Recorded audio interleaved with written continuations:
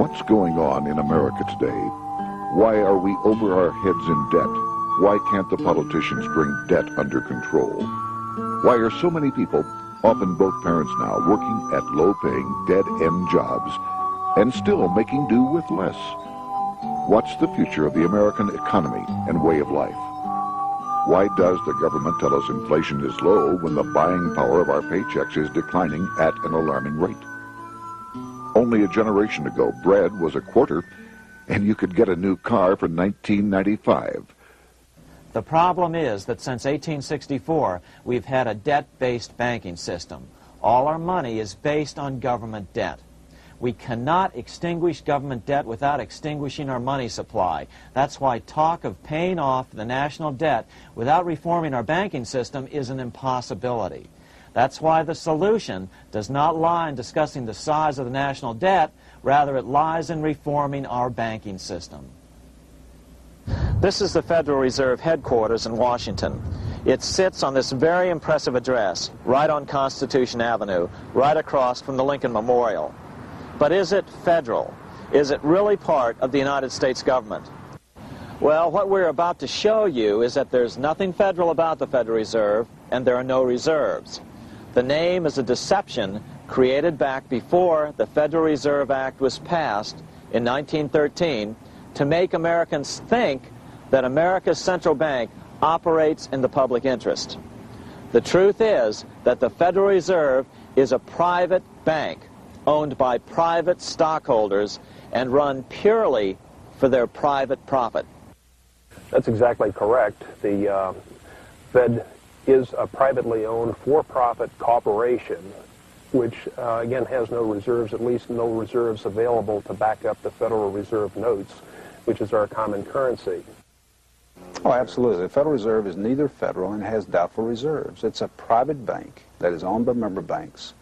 And it was chartered under the guise of deceit by an act of Congress in 1913.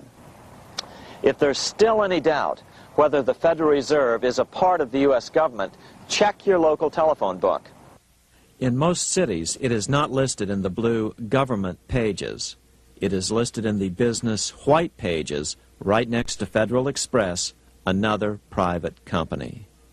But more directly, U.S. courts have ruled time and time again that the Fed is a private corporation. Why can't Congress do something about the Fed? Most members of Congress just don't understand the system, and the few who do are afraid to speak up. For example, initially a veteran congressman from Chicago asked us if he could be interviewed for this video. However, both times our camera crew arrived at his office to do the interview, this was all we were able to film. The congressman never appeared, and eventually decided he no longer wanted to participate. But a few others in Congress have been bolder over the years. Here are 3 quick examples. In 1923, Representative Charles A. Lindbergh, a Republican from Minnesota, and father of the famed aviator Lucky Lindy, put it this way: the financial system has been turned over to the Federal Reserve Board. That board administers the finance system by authority of a purely profiteering group. The system is private, conducted for the sole purpose of obtaining the greatest possible profits from the use of other people's money. One of the most outspoken critics in Congress of the Fed was the former chairman of the House Banking and Currency Committee during the Great Depression years. Lewis T. McFadden, Republican of Pennsylvania, said in 1932, "We have in this country one of the most corrupt institutions the world has ever known. I refer to the Federal Reserve Board. This evil institution has impoverished the people of the United States and has practically bankrupted our government. It has done this through the corrupt practices of the moneyed vultures who control it." Senator Barry Goldwater was a frequent critic of the Fed. Most Americans have no real understanding of the operation of the international moneylenders. The accounts of the Federal Reserve System have never been audited. It operates outside the control of Congress and manipulates the credit of the United States. The Federal Reserve really, even though it is not part of the federal government, It is more powerful than the federal government. It's more powerful than the president, the Congress, and the courts. Now, a lot of people challenge me on that, but let me prove my case. The Federal Reserve determines what the average person's car payment is going to be, what their house payment is going to be, and whether they have a job or not. And I submit to you that that's total control. And the Federal Reserve is the largest single creditor of the United States government. What does Proverbs tell us? The borrower is servant to the lender. What one has to understand is that from the day the Constitution was adopted right up to today, the folks who profit from privately owned central banks, as Madison called them, the money changers, have fought a running battle for control over who gets to print America's money. Why is who prints the money so important? Think of money as just another commodity. If you have a monopoly on a commodity that everyone needs, everyone wants, and nobody has enough of, there are lots of ways to make a profit, and also exert tremendous political influence. That's what this battle is all about. Throughout the history of the United States, the money power has gone back and forth between Congress and some sort of privately owned central bank. The Founding Fathers knew the evils of a privately owned central bank. First of all, they had seen how the privately owned British central bank, the Bank of England, had run up the British national debt to such an extent that Parliament had been forced to place unfair taxes on the American colonies. In fact, as we'll see later, Ben Franklin claimed that this was the real cause of the American Revolution. Most of the Founding Fathers realized the potential dangers of banking and feared bankers' accumulation of wealth and power. Jefferson put it this way: I sincerely believe that banking institutions are more dangerous to our liberties than standing armies. The issuing power should be taken from the banks and restored to the people to whom it properly belongs. That succinct statement of Jefferson is, in fact, the solution to all our economic problems today. It bears repeating. The issuing power should be taken from the banks and restored to the people to whom it properly belongs. James Madison, the main author of the Constitution, agreed. Interestingly, he called those behind the central bank scheme money changers. Madison strongly criticized their actions. History records that the money changers have used every form of abuse, intrigue, deceit, and violent means possible to maintain their control over governments by controlling money and its issuance. The battle over who gets to issue our money has been the pivotal issue throughout the history of the United States. Wars are fought over it, depressions are caused to acquire it. Yet after World War I, this battle was rarely mentioned in newspapers or history books. Why? By World War I, the money changers, with their dominant wealth, had seized control of most of the nation's press. Throughout U.S. history, this battle over who gets the power to issue our money has raged. In fact, it's changed hands back and forth 8 times since 1764, yet this fact has virtually vanished from public view for over 3 generations behind a smokescreen emitted by Fed cheerleaders in the media. Until we stop talking about deficits and government spending and start talking about who controls how much money we have, it's all just a big shell game, a complete and utter deception. It won't matter if you pass an ironclad amendment to the Constitution mandating a balanced budget. Our situation is only going to get worse until we root out the cause at its source. What's the solution for our national problem? First of all, education.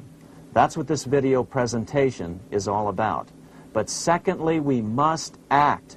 We must take back the power to issue our own money. Issuing our own money is not a radical solution. I want to stress that. It's the same solution used at different points in U.S. history by men like Benjamin Franklin, Thomas Jefferson, Andrew Jackson, Martin Van Buren, and Abraham Lincoln. So, to sum it up, in 1913, Congress gave an independent central bank deceptively named the Federal Reserve, a monopoly over issuing America's money, and the debt generated by this quasi-private corporation is what is killing the American economy. Though the Federal Reserve is now the most powerful central bank in the world, it was not the first. So where did this idea come from? To really understand the magnitude of the problem, we have to travel back to Europe. Just who are these money changers James Madison spoke of? In the Bible, 2,000 years ago, Jesus drove the money changers from the temple. It was the only time Jesus used force during his ministry. What were money changers doing in the temple? When Jews came to Jerusalem to pay their temple tax, they could only pay it with a special coin, the half shekel of the sanctuary. This was a half ounce of pure silver about this size. It was the only coin around at that time which was pure silver and of assured weight without the image of a pagan emperor. Therefore, to Jews, the half shekel was the only coin acceptable to God.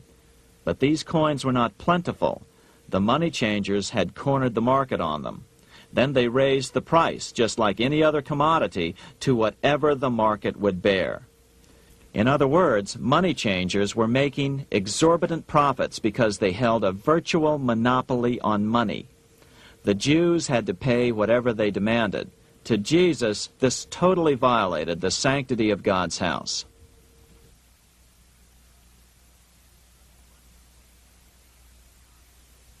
But the money-changing scam did not originate in Jesus' day. 200 years before Christ, Rome was having trouble with money changers.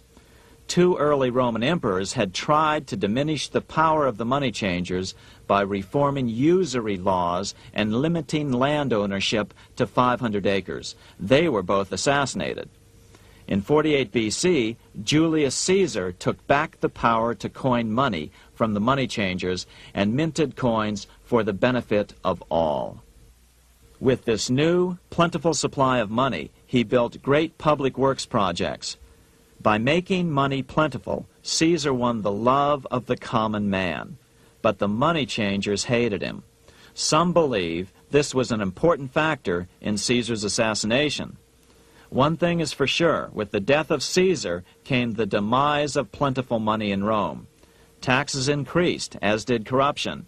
Just as in the case of America today, usury and debased coin became the rule. Eventually, the Roman money supply was reduced by 90%. As a result, the common people lost their lands and their homes, just as is about to happen soon in America. With the demise of plentiful money, the masses lost confidence in the Roman government and refused to support it. Rome plunged into the gloom of the Dark Ages.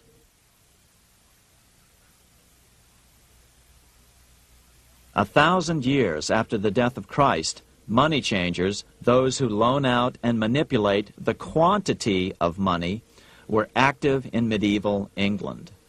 In fact, they were so active that acting together, they could manipulate the entire English economy.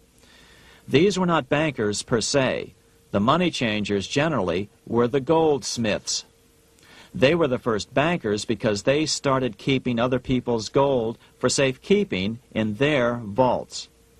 The first paper money was merely a receipt for gold left at the goldsmith. Paper money caught on because it was more convenient than carrying around a lot of heavy gold and silver coins. Eventually, goldsmiths noticed that only a small fraction of the depositors ever came in and demanded their gold at any one time. Goldsmiths started cheating on the system. They discovered that they could print more money than they had gold, and usually no one would be the wiser. Then they could loan out this extra money and collect interest on it. This was the birth of fractional reserve banking. That is, loaning out many times more money than you have assets on deposit. So, if $1,000 in gold were deposited with them, they could loan out about $10,000 in paper money and draw interest payments on it, and no one would ever discover the deception. By this means, goldsmiths gradually accumulated more and more wealth and used this wealth to accumulate more and more gold. Today, this practice of loaning out more money than there are reserves is known as fractional reserve banking. Every bank in the United States is allowed to loan out at least 10 times more money than they actually have. That's why they get rich on charging, let's say, 8% interest. It's not really 8% per year, which is their income. It's 80%. That's why bank buildings are always the largest in town.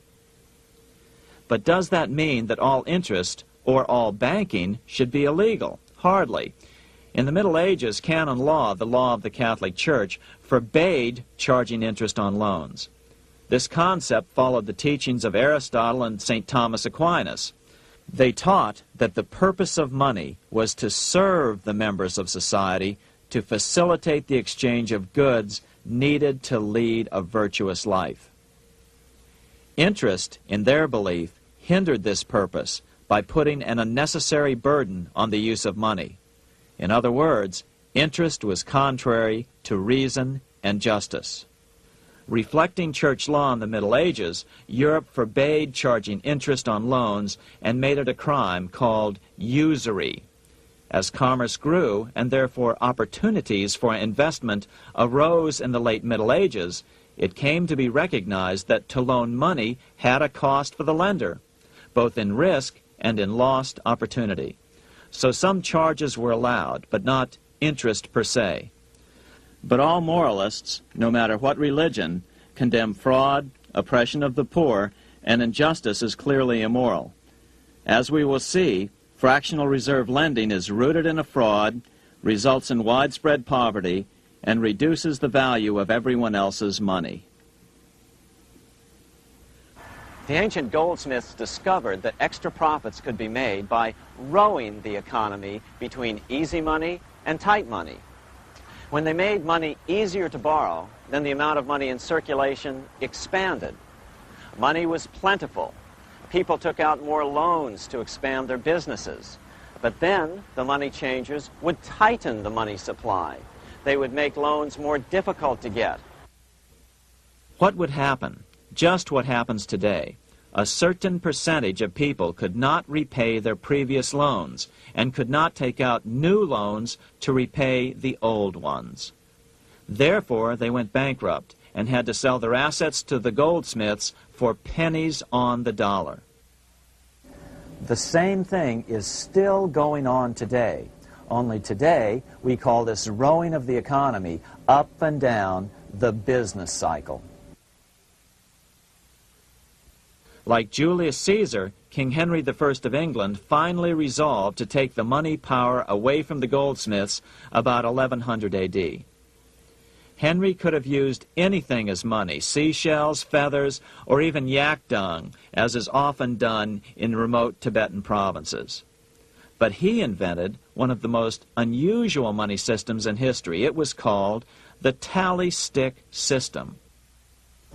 Here I have one of the few surviving examples of this form of British money, which lasted 726 years until 1826, a tally stick. The tally system was adopted to avoid the monetary manipulation of the goldsmiths. Tally sticks were money fabricated out of sticks of polished wood. Notches were cut along one edge of the stick to indicate the denominations. Then the stick was split lengthwise through the notches so that both pieces still had a record of the notches. The king kept one half to protect against counterfeiting. Then he would spend the other half into the economy and they would circulate as money.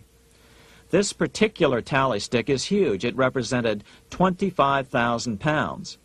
One of the original stockholders in the Bank of England purchased his original shares with this stick. In other words, he bought shares in the world's richest and most powerful corporation with a stick of wood. It's ironic that after its formation in 1694, the Bank of England attacked the tally stick system because it was money outside the power of the money changers, just as King Henry had wanted it to be. Why do people accept sticks of wood for money? That's a great question. Throughout history, people traded anything they thought had value and used as money. You see, the secret is that money is only what people agree on to use as money. What's our paper money today? It's really just paper. But here's the trick. King Henry ordered that tally sticks had to be used to pay the king's taxes. This built-in demand for tally sticks immediately made them circulate and be accepted as money. And they worked well. In fact, no other form of money has worked so well for so long as tally sticks. Keep in mind, the British Empire was built under the tally stick system. The tally stick system succeeded despite the fact that the money changers constantly attacked it by offering the metal coin system as competition. In other words, metal coins never went completely out of circulation, but tally sticks hung on because they were good for the payment of taxes. Finally, in the 1500s, King Henry VIII relaxed the laws concerning usury, and the money changers wasted no time reasserting themselves. They quickly made their gold and silver money plentiful for a few decades. But when Queen Mary took the throne and tightened the usury laws again, the money changers renewed the hoarding of gold and silver coins, forcing the economy to plummet. When Queen Mary's sister, Queen Elizabeth I, took the throne, she was determined to regain control over English money. Her solution was to issue gold and silver coins from the public treasury and take the control over the money supply away from the money changers. Although control over money was not the only cause of the English Revolution in 1642, religious differences fueled the conflict. Monetary policy played a major role. Financed by the money changers, Oliver Cromwell finally overthrew King Charles, purged the Parliament, and put the king to death. The money changers were immediately allowed to consolidate their financial power. The result was that for the next 50 years, the money changers plunged Great Britain into a series of costly wars. They took over a square mile of property in the center of London, known as the City of London. This area today is still known as one of the 3 predominant financial centers of the world. Conflicts with the Stuart kings led the money changers in England to combine with those in the Netherlands to finance the invasion of William of Orange, who overthrew the Stuarts in 1688 and took the English throne.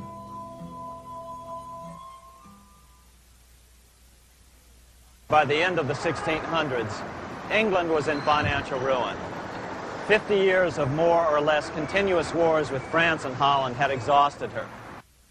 Frantic government officials met with the money changers to beg for the loans necessary to pursue their political purposes.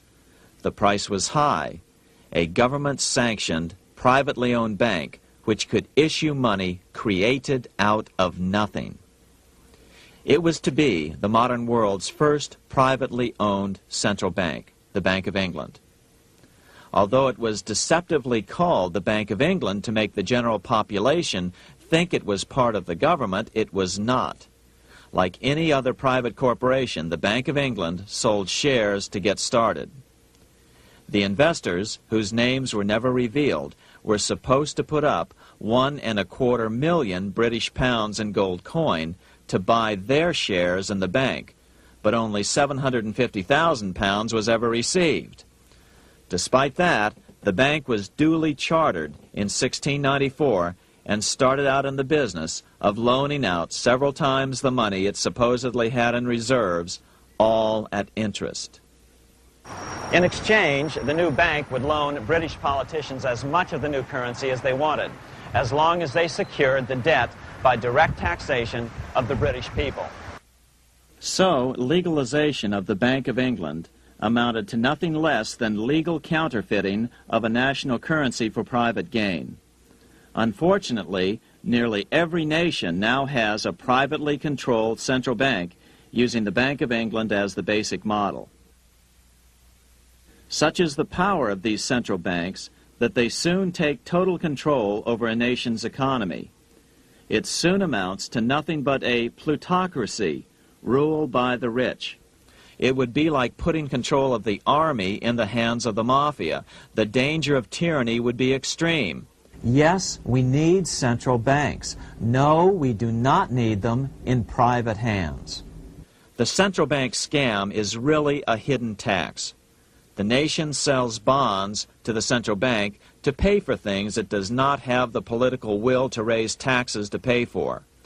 But the bonds are purchased with money the central bank creates out of nothing. More money in circulation makes your money worth less. The government gets as much money as it needs, and the people pay for it in inflation. The beauty of the plan is that not one person in 1,000 can figure it out because it's usually hidden behind complex-sounding economics gibberish. With the formation of the Bank of England, the nation was soon awash in money. Prices throughout the country doubled. Massive loans were granted for just about any wild scheme. One venture proposed to drain the Red Sea to recover gold supposedly lost when the Egyptian army drowned pursuing Moses and the Israelites. By 1698, government debt grew from the initial £1.25 million to £16 million.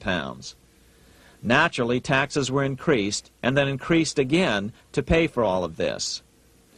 With the British money supply firmly in their grip, the British economy began a wild roller coaster series of booms and depressions, exactly the sort of thing a central bank claims it is determined to prevent. There are two things which I think are intrinsic not just to the Bank of England, but to central banking generally. The first is an involvement in the formulation of monetary policy with the specific objective of achieving monetary stability. However, since the Bank of England took control, the British pound has rarely been stable. Now let's take a look at the role of the Rothschild family, the family said to be the wealthiest in the world.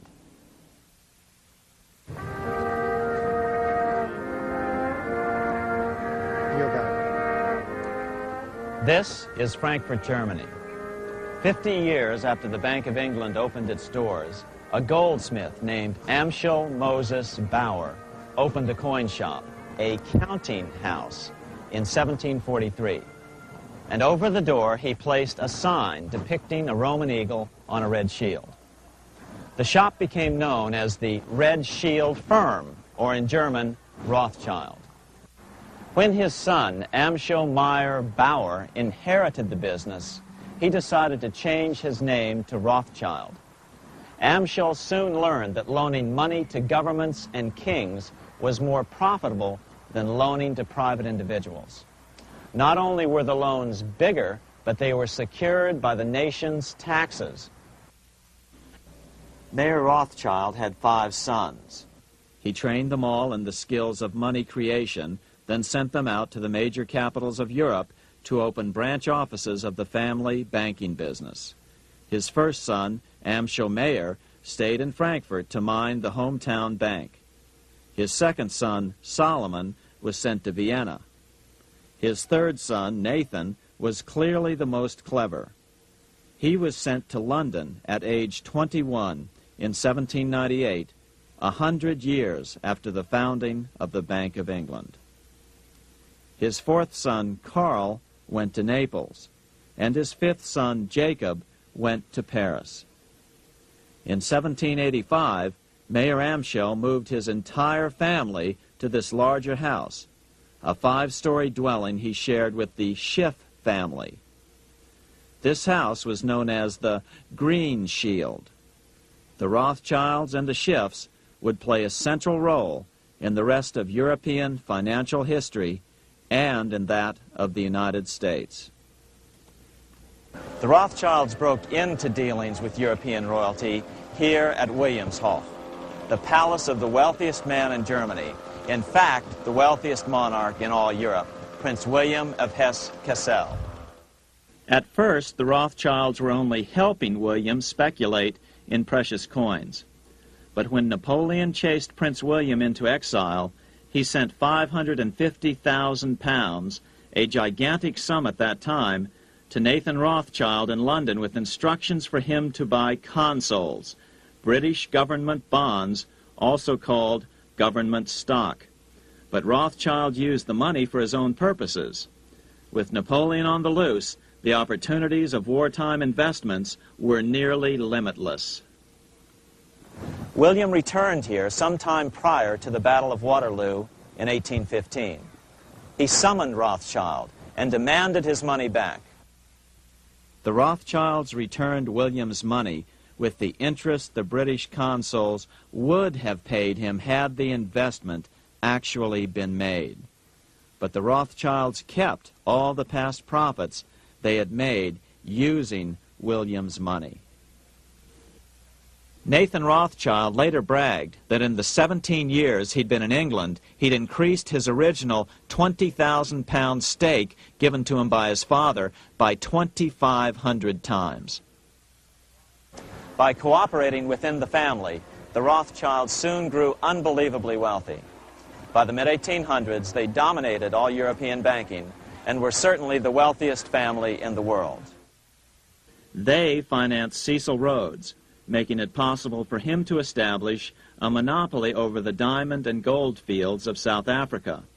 In America, they financed the Harrimans and railroads, the Vanderbilts and railroads and the press, and Carnegie in the steel industry, among many others. In fact, during World War I, J.P. Morgan was thought to be the richest man in America. But after his death, it was discovered that he was actually only a lieutenant of the Rothschilds.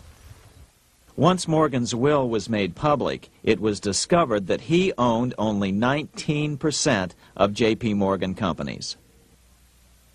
By 1850, James Rothschild, the heir of the French branch of the family, was said to be worth 600 million French francs, 150 million more than all the other bankers in France put together.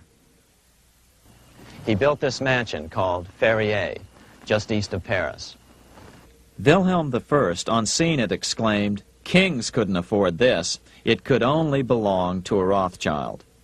Another 19th century French commentator put it this way: "There is but one power in Europe, and that is Rothschild."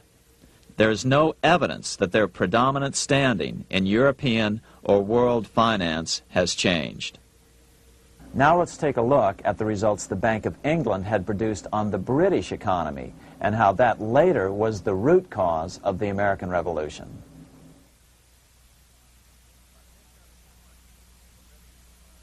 By the mid-1700s, the British Empire was nearing its height of power around the world.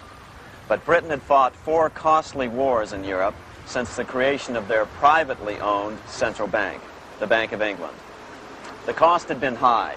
To finance these wars, the British Parliament here had borrowed heavily from the bank. By the mid-1700s, the government's debt here in Britain was £140 million, a staggering sum for those days. Consequently, the British government embarked on a program of trying to raise revenues from their American colonies in order to make their interest payments to the bank. But in America, it was a different story. The scourge of a privately owned central bank had not yet hit. This is Independence Hall in Philadelphia, where the Declaration of Independence and Constitution were signed. In the mid-1700s, pre-revolutionary America was still relatively poor. There was a severe shortage of precious metal coins to trade for goods, so the early colonists were forced to experiment with printing their own homegrown paper money. Some of these experiments were successful. Franklin was a big supporter of the colonies printing their own paper money. In 1757, Franklin was sent to London. He ended up staying for the next 18 years here, nearly until the start of the American Revolution. During this period, the American colonies began to issue their own money. Called colonial scrip, the endeavor was very successful. It provided a reliable medium of exchange, and it also helped to provide a feeling of unity between the colonies. Remember, colonial scrip was just paper money, debt-free money, printed in the public interest, and not backed by gold or silver coin. In other words, it was a totally fiat currency. One day, officials of the Bank of England asked Franklin how he would account for the newfound prosperity of the colonies. Without hesitation, he replied, "That is simple. In the colonies, we issue our own money. It is called colonial scrip. We issue it in proper proportion to the demands of trade and industry to make the products pass easily from the producers to the consumers. In this manner, creating for ourselves our own paper money, we control its purchasing power, and we have no interest to pay to no one."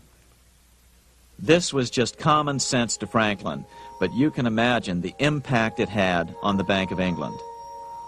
America had learned the secret of money, and that genie had to be returned to its bottle as soon as possible.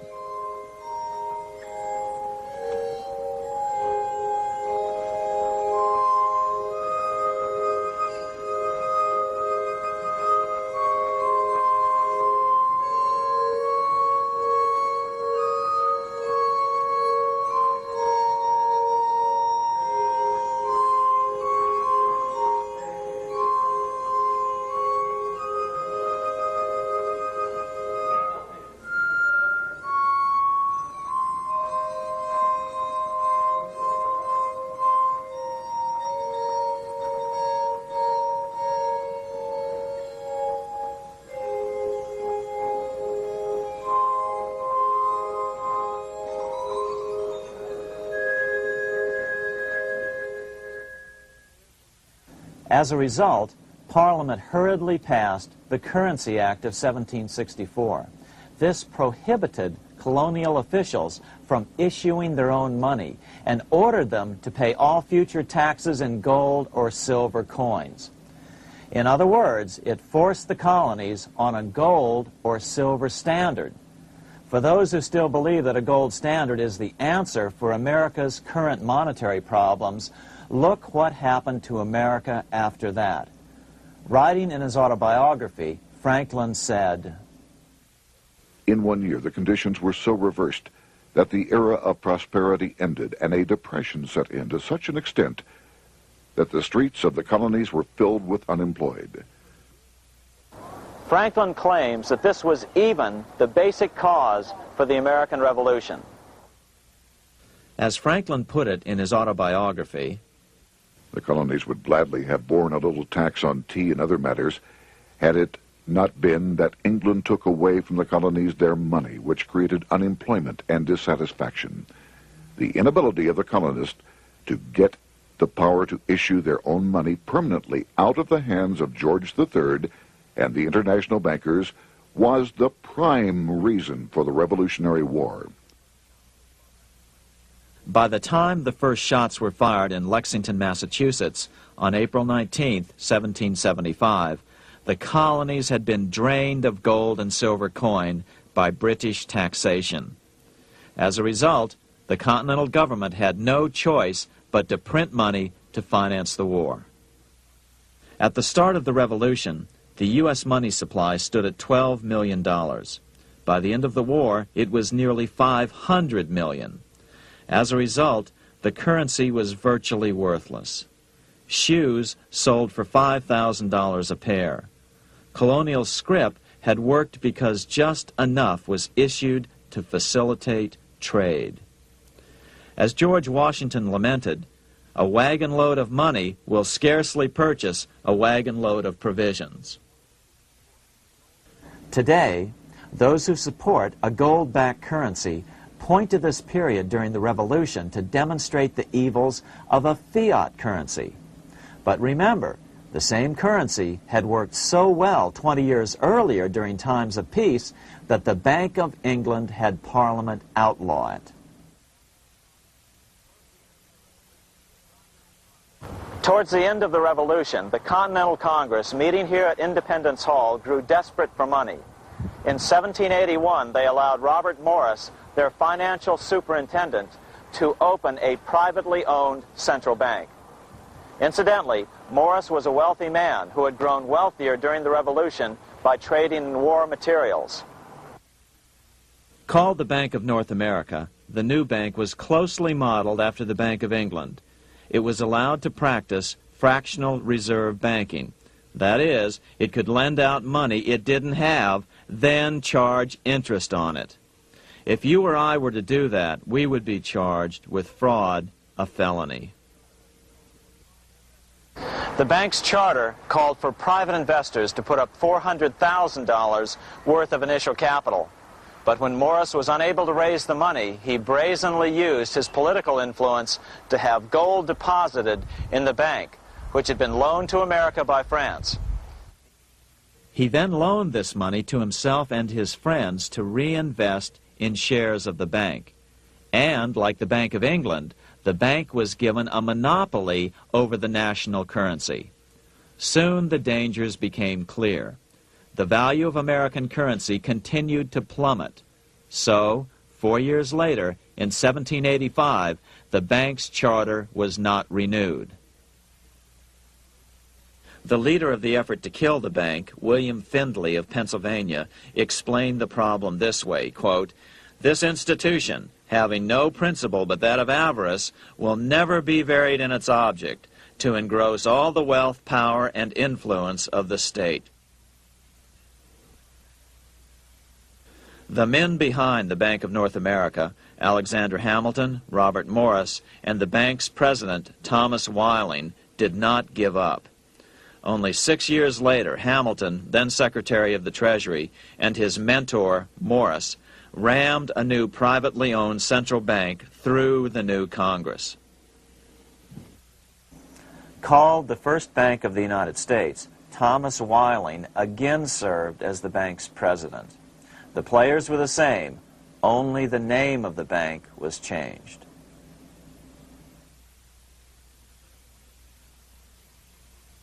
In 1787, colonial leaders assembled in Philadelphia to replace the ailing Articles of Confederation. As we saw earlier, both Thomas Jefferson and James Madison were unalterably opposed to a privately owned central bank. They had seen the problems caused by the Bank of England. They wanted nothing of it. As Jefferson later put it,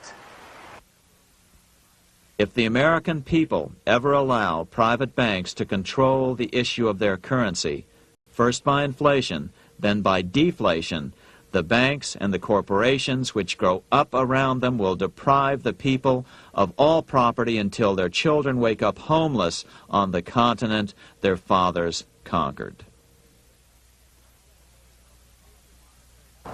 During the debate over the future monetary system, another one of the founding fathers, Gouverneur Morris, castigated the motivations of the owners of the Bank of North America. Gouverneur Morris headed the committee that wrote the final draft of the Constitution. Morris knew the motivations of the bank well. Along with his old boss, Robert Morris, Gouverneur Morris and Alexander Hamilton were the ones who had presented the original plan for the Bank of North America to the Continental Congress in the last year of the Revolution. In a letter he wrote to James Madison on July 2nd, 1787, Gouverneur Morris revealed what was really going on. "The rich will strive to establish their dominion and enslave the rest. They always did. They always will. They will have the same effect here as elsewhere if we do not, by the power of government, keep them in their proper spheres." Despite the defection of Gouverneur Morris from the ranks of the bank, Hamilton, Robert Morris, Thomas Weiling, and their European backers were not about to give up. They convinced the bulk of the delegates to the Constitutional Convention to not give Congress the power to issue paper money. Most of the delegates were still reeling from the wild inflation of the paper currency during the Revolution. They had forgotten how well colonial scrip had worked before the war. But the Bank of England had not. The money changers could not stand to have America printing her own money again. So the Constitution is silent on the matter. This grievous defect left the door wide open for the money changers, just as they had planned.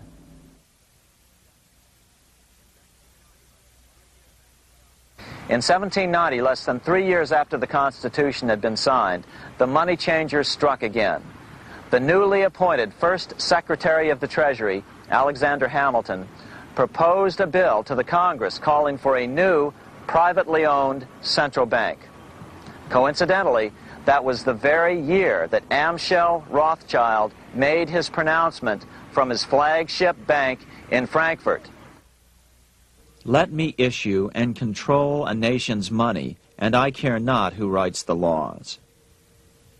Alexander Hamilton was a tool of the international bankers, and he wanted to create the U.S. Bank, the BUS, or the Bank of the United States, and did so. Interestingly, one of Hamilton's first jobs after graduating from law school in 1782 was as an aide to Robert Morris, the head of the Bank of North America. In fact, the year before, Hamilton had written Morris a letter saying, "A national debt, if it is not excessive, will be to us a national blessing." A blessing to whom? After a year of intense debate, in 1791, Congress passed the bill and gave it a 20-year charter. The new bank was to be called the First Bank of the United States, or BUS. Here we are in front of the First Bank of the United States in Philadelphia. The bank was given a monopoly on printing U.S. currency, even though 80% of its stock would be held by private investors. The other 20% would be purchased by the U.S. government. But the reason was not to give the government a piece of the action. It was to provide the capital for the other 80% owners. As with the old Bank of North America and the Bank of England before that, the stockholders never paid the full amount for their shares. The U.S. government put up their initial $2 million in cash. Then the bank, through the old magic of fractional reserve lending, made loans to its charter investors so they could come up with the remaining $8 million of capital needed for this risk-free investment. Like the Bank of England, the name of the Bank of the United States was deliberately chosen to hide the fact that it was privately controlled. And like the Bank of England, the names of the investors in the bank were never revealed. Many years later, it was a common saying that the Rothschilds were the power behind the old Bank of the United States. The bank was sold to Congress as a way to bring stability to the banking system and eliminate inflation. So what happened? Over the first 5 years, the U.S. government borrowed $8.2 million from the Bank of the United States. In the same 5-year period, prices rose by 72%. Jefferson, as the new Secretary of State, watched the borrowing with sadness and frustration, unable to stop it. I wish it were possible to obtain a single amendment to our Constitution, taking from the federal government the power of borrowing. Millions of Americans feel the same way today. They watch in helpless frustration as the federal government borrows the American economy into oblivion. So, although it was called the First Bank of the United States, it was not the first attempt at a privately owned central bank in this country. As with the Bank of North America, the government put up most of the cash to get this private bank going, then the bankers loaned the money to each other to buy the remaining stock in the bank. It was a scam, plain and simple, and they wouldn't be able to get away with it for long.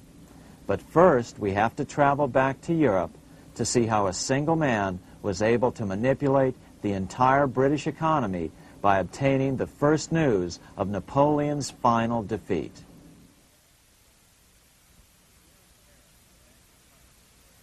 Here in Paris, the Bank of France was organized in 1800, just like the Bank of England. But Napoleon decided France had to break free of debt, and he never trusted the Bank of France. He declared that when a government is dependent upon bankers for money, the bankers, not the leaders of the government, are in control. The hand that gives is above the hand that takes.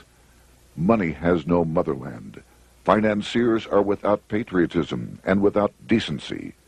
Their sole object is gain. Back in America, unexpected help was about to arrive. In 1800, Thomas Jefferson narrowly defeated John Adams to become the third president of the United States. By 1803, Jefferson and Napoleon had struck a deal. The U.S. would give Napoleon $3 million in gold in exchange for a huge chunk of territory west of the Mississippi River, the Louisiana Purchase. With that $3 million, Napoleon quickly forged an army and set off across Europe, conquering everything in his path. But the Bank of England quickly rose to oppose him. They financed every nation in his path, reaping the enormous profits of war. Prussia, Austria, and finally Russia all went heavily into debt in a futile attempt to stop Napoleon. 4 years later, with the main French army in Russia, 30-year-old Nathan Rothschild, the head of the London office of the Rothschild family, personally took charge of a bold plan to smuggle a much-needed shipment of gold right through France to finance an attack by the Duke of Wellington from Spain. Nathan later bragged at a dinner party in London that it was the best business he'd ever done. Little did he know that he would do much better business in the near future.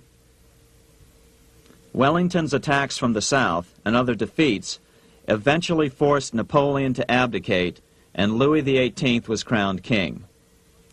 Napoleon was exiled to Elba, a tiny island off the coast of Italy, supposedly exiled from France forever. While Napoleon was in exile on Elba, temporarily defeated by England with the financial help of the Rothschilds, America was trying to break free of its central bank as well.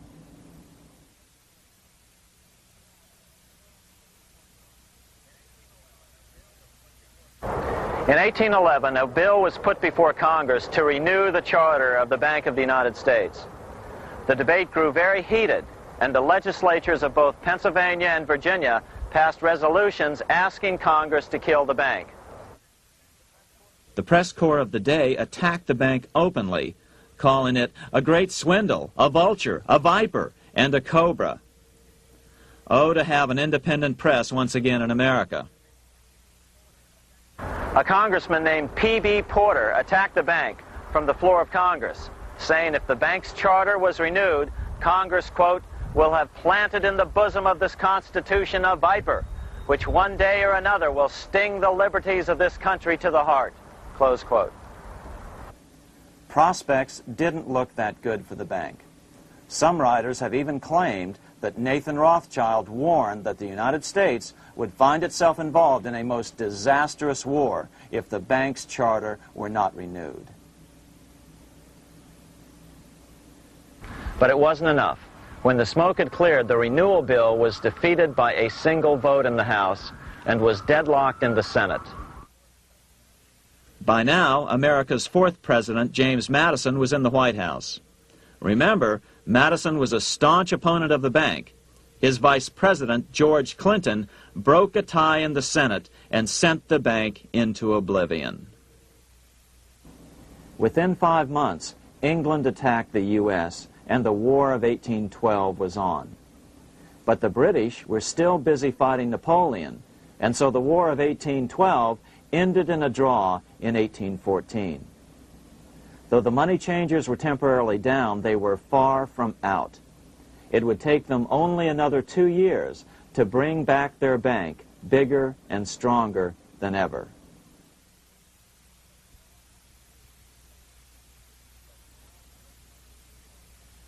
But now, let's return to Napoleon, because nothing else in history more aptly demonstrates the ingenuity of the Rothschild family than their control of the British stock market after Waterloo.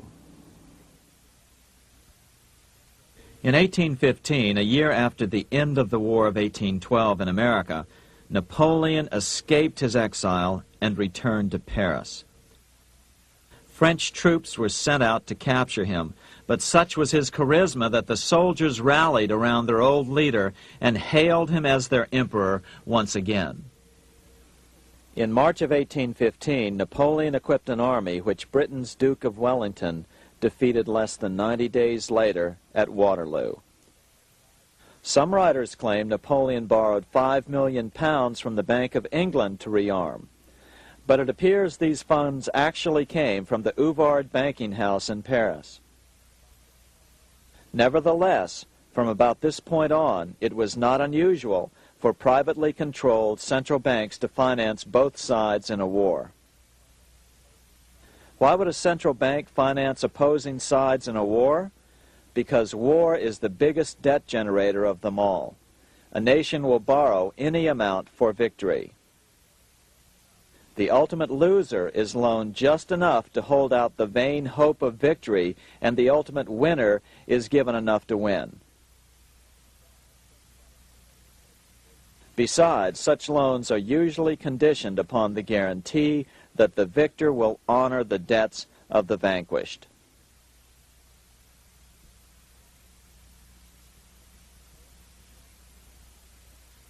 This is the Waterloo battlefield about 200 miles northeast of Paris in what today is Belgium.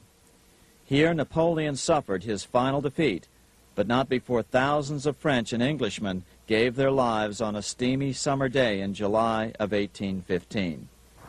Right over there, on June 18, 1815, 74,000 French troops met 67,000 troops from Britain and other European nations. The outcome was certainly in doubt. In fact, had Napoleon attacked a few hours earlier, he would probably have won the battle. But no matter who won or lost, back in London, Nathan Rothschild planned to use the opportunity to try to seize control over the British stock and bond market and possibly even the Bank of England. Rothschild stationed a trusted agent, a man named Rothworth, on the north side of the battlefield, closer to the English Channel. Once the battle had been decided, Rothworth took off for the Channel. He delivered the news to Nathan Rothschild a full 24 hours before Wellington's own courier.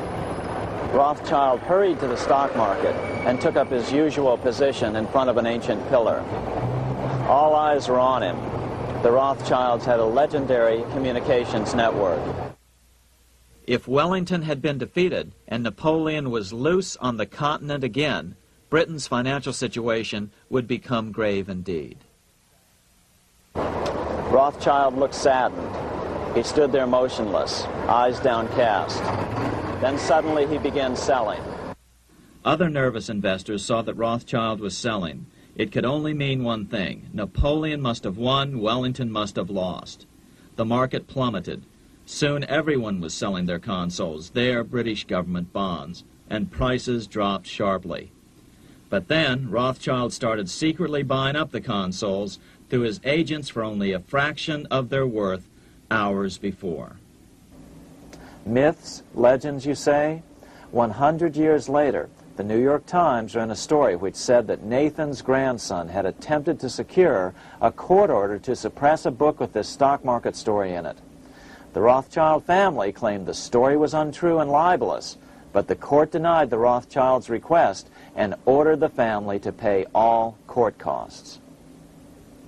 What's even more interesting about this story is that some authors claim that the day after the Battle of Waterloo, in a matter of hours, Nathan Rothschild came to dominate not only the bond market, but the Bank of England as well. Whether or not the Rothschild family seized control of the Bank of England, the first privately owned central bank in a major European nation and the wealthiest, one thing is certain. By the mid-1800s, the Rothschilds were the richest family in the world, bar none. They dominated the new government bond markets and branched into other banks and industrial concerns. In fact, the rest of the 19th century was known as the Age of the Rothschilds. Despite this overwhelming wealth, the family has generally cultivated an aura of invisibility. Although the family controls scores of industrial, commercial, mining, and tourist corporations, only a handful bear the Rothschild name. By the end of the 19th century, one expert estimated that the Rothschild family controlled half the wealth of the world. Whatever the extent of their vast wealth, it is reasonable to assume that their percentage of the world's wealth has increased since then. But since the turn of the century, the Rothschilds have cultivated the notion that their power has somehow waned even as their wealth increases.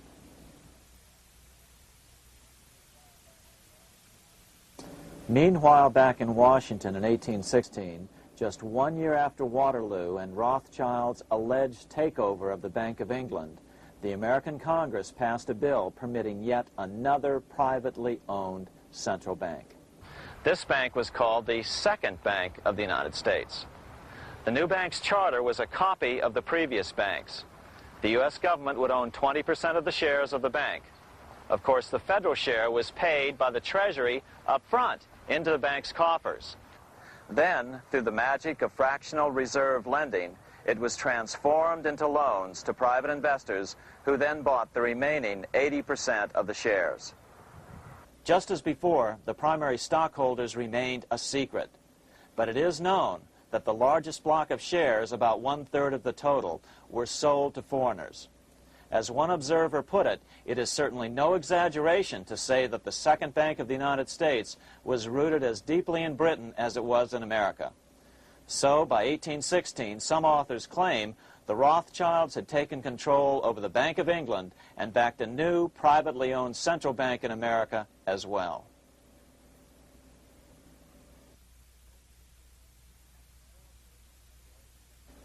After 12 years of manipulations of the U.S. economy on the part of the Second Bank of the U.S., the American people had had just about enough.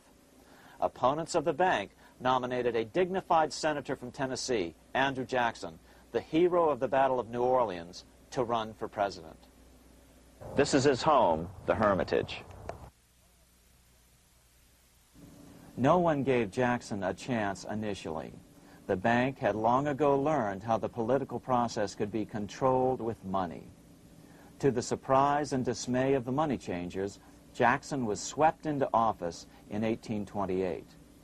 Jackson was determined to kill the bank at the first opportunity and wasted no time in trying to do so. But the bank's 20-year charter didn't come up for renewal until 1836, the last year of his second term, if he could survive that long. During his first term, Jackson contented himself with rooting out the bank's many minions from government service. He fired 2,000 of the 11,000 employees of the federal government.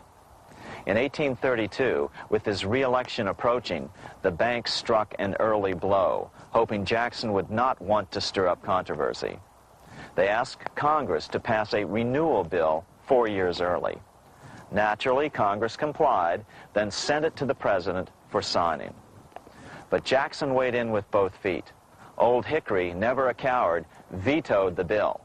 His veto message is one of the great American documents.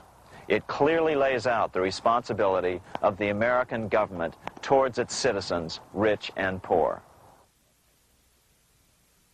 It is not our own citizens only who are to receive the bounty of our government.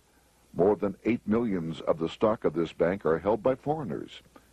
Is there no danger to our liberty and independence in a bank that in its nature has so little to bind it to our country? Controlling our currency, receiving our public monies, and holding thousands of our citizens' independence would be more formidable and dangerous than a military power of the enemy. If government would confine itself to equal protection and, as heaven does its rains, shower its favor alike on the high and the low, the rich and the poor, it would be an unqualified blessing. In the act before me, there seems to be a wide and unnecessary departure from these just principles. Later that year, in July 1832, Congress was unable to override Jackson's veto. Now Jackson had to stand for re-election. Jackson took his argument directly to the people. For the first time in U.S. history, Jackson took his presidential campaign on the road. Before then, presidential candidates stayed at home and looked presidential. His campaign slogan was "Jackson and no bank." The National Republican Party ran Senator Henry Clay against Jackson. Despite the fact that the bankers poured over $3 million into Clay's campaign, Jackson was reelected by a landslide in November of 1832. Despite his presidential victory, Jackson knew the battle was only beginning. "The hydra of corruption is only scotched, not dead," said the newly elected president. Jackson ordered his new Secretary of Treasury, Lewis McLean, to start removing the government's deposits from the second bank and start placing them in state banks. But McLean refused to do so. Jackson fired him and appointed William J. Duane as the new Secretary of the Treasury. Duane also refused to comply with the president's requests, and so Jackson fired him as well and then appointed Roger B. Taney to the office. Taney did withdraw government funds from the bank starting on October 1st, 1833. Jackson was jubilant. "I have it chained. I'm ready with screws to draw every tooth and then the stumps." But the bank was not yet done fighting. Its head, Nicholas Biddle, used his influence to get the Senate to reject Taney's nomination. Then, in a rare show of arrogance, Biddle threatened to cause a depression if the bank was not rechartered.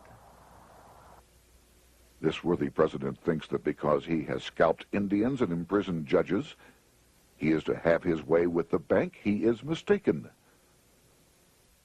Next, in an unbelievable fit of honesty for a central banker, Biddle admitted that the bank was going to make money scarce to force Congress to restore the bank. Nothing but widespread suffering will produce any effect on Congress.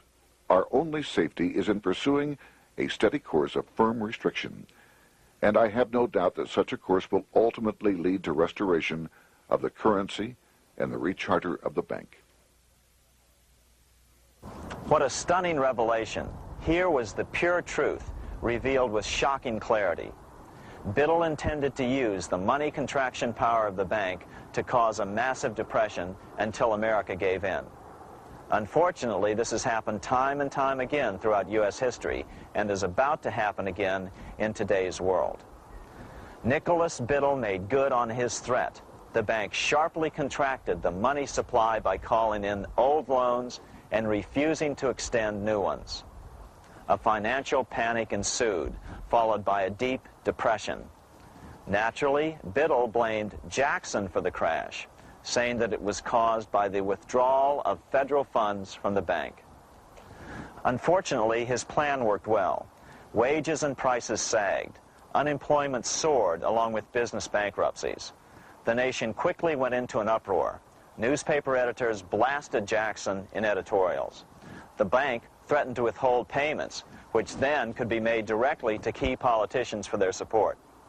Within only months, Congress assembled in what was called the panic session. 6 months after he had withdrawn funds from the bank, Jackson was officially censured by a resolution which passed the Senate by a vote of 26 to 20. It was the first time a president had ever been censured by Congress. Jackson lashed out at the bank. "You are a den of vipers. I intend to rout you out, and by eternal God, I will rout you out." America's fate teetered on a knife edge. If Congress could muster enough votes to override Jackson's veto, the bank would be granted another 20-year monopoly or more over America's money, time enough to consolidate its already great power. Then a miracle occurred. The governor of Pennsylvania came out supporting President Jackson and strongly criticized the bank. On top of that, Biddle had been caught boasting in public about the bank's plan to crash the economy. Suddenly, the tide shifted.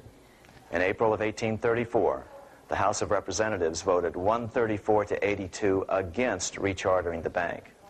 This was followed up by an even more lopsided vote to establish a special committee to investigate whether the bank had caused the crash. When the investigating committee arrived at the bank's door in Philadelphia, armed with a subpoena to examine the books, Biddle refused to give them up. Nor would he allow inspection of correspondence with congressmen relating to their personal loans and advances he'd made to them. He also refused to testify before the committee back in Washington. On January 8th, 1835, Jackson paid off the final installment on the national debt, which had been necessitated by allowing the banks to issue currency for government bonds rather than simply issuing treasury notes without such debt. He was the only president to ever pay off the debt. A few weeks later, on January 30th, 1835, an assassin by the name of Richard Lawrence tried to shoot President Jackson, but by the grace of God, both pistols misfired. Lawrence was later found not guilty by reason of insanity. After his release, he bragged to friends that powerful people in Europe had put him up to the task and promised to protect him if he were caught. The following year, when its charter ran out, the Second Bank of the United States ceased functioning as the nation's central bank. Biddle was later arrested and charged with fraud. He was tried and acquitted, but died shortly thereafter while still tied up in civil suits. After his second term as president, Jackson retired here to the Hermitage outside of Nashville to live out his life. He is still remembered here for his determination to kill the bank. In fact, he killed it so well that it took the money changers 77 years to undo the damage. When asked what his most important accomplishment had been, Jackson replied, "I killed the bank." Unfortunately, even Jackson failed to grasp the entire picture and its root cause. Although Jackson had killed the central bank, the most insidious weapon of the money changers, fractional reserve banking, remained in use by the numerous state-chartered banks. This fueled economic instability in the years before the Civil War. Still, the central bankers were out, and as a result, America thrived as it expanded westward. During this time, the principal money changers struggled to regain their lost centralized power, but to no avail. Then, finally, they reverted to the old central bankers' formula: war to create debt and dependency. If they couldn't get their central bank any other way, America could be brought to its knees by plunging it into a civil war, just as they had done in 1812 after the first Bank of the United States was not rechartered. 1 month after the inauguration of Abraham Lincoln, the first shots of the American Civil War were fired here at Fort Sumter, South Carolina, on April 12, 1861. Certainly slavery was a cause for the Civil War, but not the primary cause. Lincoln knew that the economy of the South depended upon slavery, and so before the Civil War, he had no intention of eliminating it. Lincoln had put it this way in his inaugural address only 1 month earlier. I have no purpose, directly or indirectly, to interfere with the institution of slavery in the states where it now exists. I believe I have no lawful right to do so, and I have no inclination to do so. Even after the first shots were fired here at Fort Sumter, Lincoln continued to insist that the Civil War was not about the issue of slavery. My paramount objective is to save the Union, and it is not either to save or destroy slavery. If I could save the Union without freeing any slave, I would do it. So what was the Civil War all about? There were many factors at play. Northern industrialists had used protective tariffs to prevent the southern states from buying cheaper European goods. Europe retaliated by stopping cotton imports from the South. The southern states were in a double financial bind. They were forced to pay more for most of the necessities of life, while their income from cotton exports plummeted. The South was angry. But there were other factors at work. The money changers were still stung by America's withdrawal from their control 25 years earlier. Since then, America's wildcat economy had made the nation rich, a bad example for the rest of the world. The central bankers now saw an opportunity to split the rich new nation, to divide and conquer by war. Was this just some sort of wild conspiracy theory at the time? Well, let's take a look at what a well-placed observer of the scene had to say at the time. His name was Otto von Bismarck, Chancellor of Germany, the man who united the German states a few years later. The division of the United States into federations of equal force was decided long before the Civil War by the high financial powers of Europe. These bankers were afraid that the United States, if they remained as one bloc and as one nation, would attain economic and financial independence which would upset their financial domination over the world. Within months after the first shots here at Fort Sumter, the central bankers loaned Napoleon III of France, the nephew of the Waterloo Napoleon, 210 million francs to seize Mexico and station troops along the southern border of the U.S., taking advantage of their war to violate the Monroe Doctrine and return Mexico to colonial rule. No matter what the outcome of the Civil War, a weakened America, heavily indebted to the money changers, would open up Central and South America once again to European colonization and domination. The very thing America's Monroe Doctrine had forbade in 1823. At the same time, Great Britain moved 11,000 troops into Canada and positioned them menacingly along America's northern border. The British fleet went to war alert should their quick intervention be called for. Lincoln knew he was in a double bind. That's why he agonized over the fate of the Union. There was a lot more to it than just differences between the North and the South. That's why his emphasis was always on union and not merely the defeat of the South. But Lincoln needed money to win. In 1861, Lincoln and his Secretary of Treasury, Salmon P. Chase, went to New York to apply for the necessary loans. The money changers, anxious to see the Union fail, offered loans at 24 to 36% interest. Lincoln said thanks, but no thanks, and returned to Washington. Lincoln sent for an old friend, Colonel Dick Taylor of Chicago, and put him on the problem of financing the war. During one meeting, Lincoln asked Taylor what he'd discovered. Taylor put it this way. Why, Lincoln, that is easy. Just get Congress to pass a bill authorizing the printing of full legal tender treasury notes, and pay your soldiers with them, and go ahead and win your war with them also. When Lincoln asked if the people of the United States would accept the notes, Taylor said, "The people, or anyone else, will not have any choice in the matter if you make them full legal tender. They will have the full sanction of the government and be just as good as any money, as Congress is given that express right by the Constitution."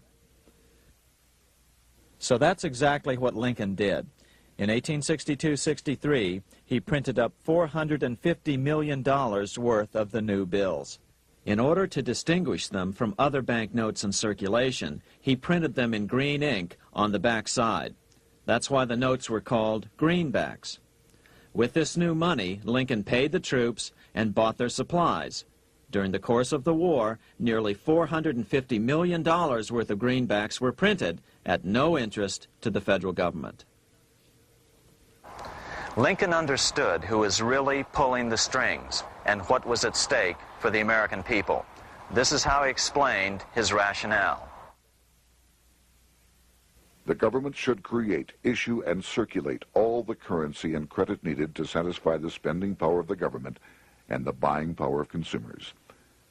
The privilege of creating and issuing money is not only the supreme prerogative of government, but it is the government's greatest creative opportunity. By the adoption of these principles, the taxpayers will be saved immense sums of interest. Money will cease to be master and become the servant of humanity. A truly incredible editorial in the London Times explained the central bankers' attitude towards Lincoln's greenbacks. If this mischievous financial policy, which has its origins in North America, shall become indurated down to a fixture, then That government will furnish its own money without cost. It will pay off debts and be without debt. It will have all the money necessary to carry on its commerce. It will become prosperous without precedent in the history of the world. The brains and wealth of all countries will go to North America. That country must be destroyed, or it will destroy every monarchy on the globe. The scheme was effective, so effective that the next year, 1863, with Federal and Confederate troops beginning to mass for the decisive battle of the Civil War, and the Treasury in need of further congressional authority to issue more greenbacks, Lincoln allowed the bankers to push through the National Bank Act. These new national banks would operate under a virtual tax-free status and collectively had the exclusive monopoly power to create the new form of money, banknotes. Though greenbacks continued to circulate, their numbers were not increased. But most importantly, from this point on, the entire U.S. money supply would be created out of debt by bankers buying U.S. government bonds and issuing them for reserves for banknotes. As historian John Kenneth Galbraith explained it, in numerous years following the war, the federal government ran a heavy surplus. It could not, however, pay off its debt, retire its securities, because to do so meant there would be no bonds to back the national banknotes. To pay off the debt was to destroy the money supply. Later in 1863, Lincoln got some unexpected help from Tsar Alexander II of Russia. The Tsar, like Bismarck in Germany, knew what the international money changers were up to and had steadfastly refused to let them set up a central bank in Russia. If America survived and was able to remain out of their clutches, the Tsar's position would remain secure. If the bankers were successful at dividing America and giving the pieces back to Great Britain and France, both nations under control of their central banks, eventually they would threaten Russia again. So the Tsar gave orders that if either England or France actively intervened and gave aid to the South, Russia would consider such action as a declaration of war. He did the same with part of his Pacific Fleet and sent them to port in San Francisco.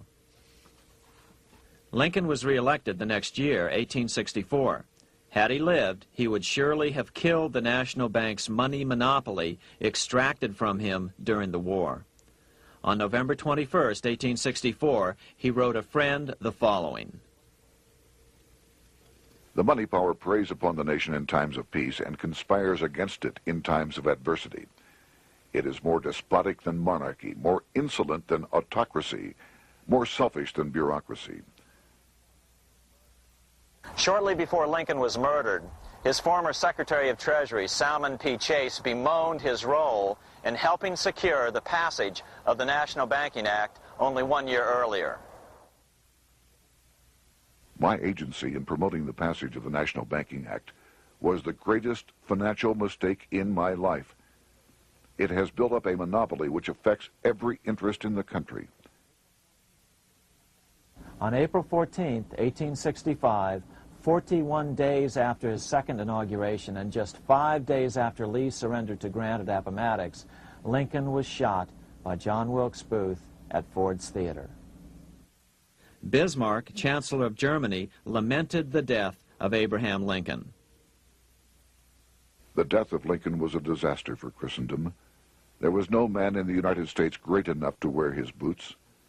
I fear that foreign bankers, with their craftiness and tortuous tricks, will entirely corrupt the exuberant riches of America and use it systematically to corrupt modern civilization. They will not hesitate to plunge the whole of Christendom into wars and chaos in order that the earth should become their inheritance. Bismarck well understood the money changers' plan. Allegations that international bankers were responsible for Lincoln's assassination surfaced in Canada 70 years later in 1934. Gerald G. McGeer, a popular and well-respected Canadian attorney, revealed this stunning charge in a 5-hour speech before the Canadian House of Commons, blasting Canada's debt-based money system. Remember, it was 1934, the height of the Great Depression, which was ravaging Canada as well. McGeer had obtained evidence deleted from the public record, provided to him by Secret Service agents at the trial of John Wilkes Booth after Booth's death. McGeer said it showed that Booth was a mercenary working for the international bankers. According to an article in the Vancouver Sun of May 2nd, 1934, Abraham Lincoln, the martyred emancipator of the slaves, was assassinated through the machinations of a group representative of the international bankers who feared the United States president's national credit ambitions. There was only one group in the world at that time who had any reason to desire the death of Lincoln. They were the men opposed to his national currency program and who had fought him throughout the whole Civil War on his policy of greenback currency. Interestingly, McGeer claimed that Lincoln was assassinated not only because international bankers wanted to reestablish a central bank in America, but because they also wanted to base America's currency on gold. Gold they controlled. In other words, put America on a gold standard. Lincoln had done just the opposite by issuing U.S. notes, greenbacks, which were based purely on the good faith and credit of the United States. The article quoted McGeer as saying, "They were the men interested in the establishment of the gold standard and the right of the bankers to manage the currency and credit of every nation in the world. With Lincoln out of the way, they were able to proceed with that plan and did proceed with it in the United States. Within 8 years after Lincoln's assassination, silver was demonetized and the gold standard money system set up in the United States." Not since Lincoln has the U.S. issued debt-free United States notes. These red-sealed bills, which were issued in 1963, were not a new issue from President Kennedy, but merely the old greenbacks reissued year after year. In another act of folly and ignorance, the 1994 Regal Act actually authorized the replacement of Lincoln's greenbacks with debt-based notes. In other words, greenbacks were in circulation in the United States until 1994. Why was silver bad for the bankers and gold good? Simple. Because silver was plentiful in the United States. It was very hard to control. Gold was, and always has been, scarce. Throughout history, it has been relatively easy to monopolize gold, but silver has historically been 15 times more plentiful. With Lincoln out of the way, the money changers' next objective was to gain complete control over America's money. This was no easy task. With the opening of the American West, silver had been discovered in huge quantities. On top of that, Lincoln's greenbacks were generally popular. Despite the European central bankers' deliberate attacks on greenbacks, they continued to circulate in the United States, in fact, until a few years ago. According to historian W. Cleon Skousen, right after the Civil War, there was considerable talk about reviving Lincoln's brief experiment with the constitutional monetary system. Had not the European Money Trust intervened, it would have no doubt become an established institution. it is clear that the concept of America printing her own debt-free money sent shockwaves throughout the European central banking elite. They watched with horror as Americans clamored for more greenbacks. They may have killed Lincoln, but support for his monetary ideas grew. On April 12, 1866, nearly 1 year to the day of Lincoln's assassination, Congress went to work at the bidding of the European central banking interests. It passed the Contraction Act, authorizing the Secretary of the Treasury to begin to retire some of the greenbacks in circulation and thereby contract the money supply. Authors Theodore R. Thorin and Richard F. Warner explained the results of the money contraction in their classic book on the subject, The Truth in Money Book. The hard times which occurred after the Civil War could have been avoided if the greenback legislation had continued as President Lincoln had intended. Instead, there were a series of money panics, what we call recessions, which put pressure on Congress to enact legislation to place the banking system under centralized control. Eventually, the Federal Reserve Act was passed on December 23, 1913. In other words, the money changers wanted two things: the reinstitution of a central bank under their exclusive control, and two, an American currency backed by gold. Their strategy was twofold. First of all, cause a series of panics to try to convince the American people that only centralized control of the money supply could provide economic stability. And secondly, remove so much money from the system that most Americans would be so desperately poor that they either wouldn't care or would be too weak to oppose the bankers.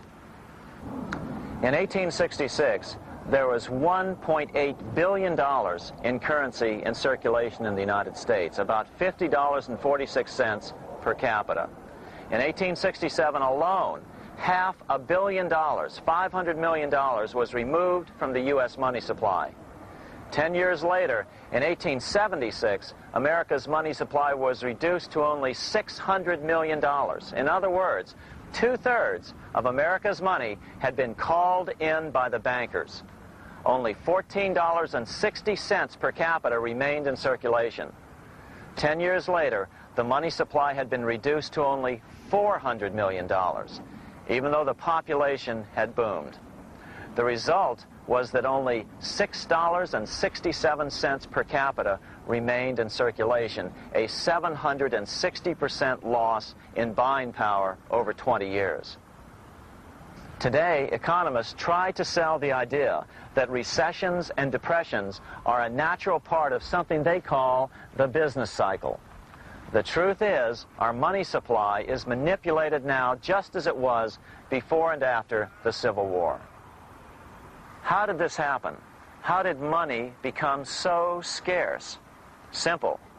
Bank loans were called in and no new ones were given. In addition, silver coins were melted down. In 1872, a man named Ernest Sed was given 100,000 pounds, about $500,000, by the Bank of England and sent to America to bribe necessary congressmen to get silver demonetized. He was told that if that was not sufficient, to draw an additional 100,000 pounds or as much more as was necessary. The next year, Congress passed the Coinage Act of 1873, and the minting of silver dollars abruptly stopped. In fact, Representative Samuel Hooper, who introduced the bill in the House, acknowledged that Mr. Sed actually drafted the legislation. But it gets even worse than that. In 1874, Sed himself admitted who was behind the scheme. I went to America in the winter of 1872-73, authorized to secure, if I could, the passage of a bill demonetizing silver. It was in the interest of those I represented, the governors of the Bank of England, to have it done. By 1873, gold coins were the only form of coin money. But the contest over control of America's money was not yet over. Only 3 years later, in 1876, with 1/3 of America's workforce unemployed, the population was growing restless. People were clamoring for a return to the greenback money system of President Lincoln, or a return to silver money, anything that would make money more plentiful. That year, Congress created the United States Silver Commission to study the problem. Their report clearly blamed the monetary contraction on the national bankers. The report is interesting because it compares the deliberate money contraction by the national bankers after the Civil War to the fall of the Roman Empire. The disaster of the Dark Ages was caused by decreasing money and falling prices. Without money, civilization could not have had a beginning, and with a diminishing supply, it must languish, and unless relieved, finally perish.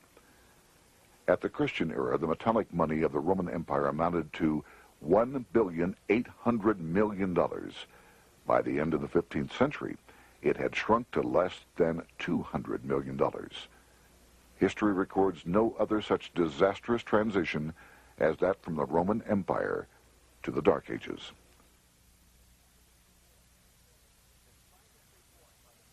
Despite this report by the Silver Commission, Congress took no action.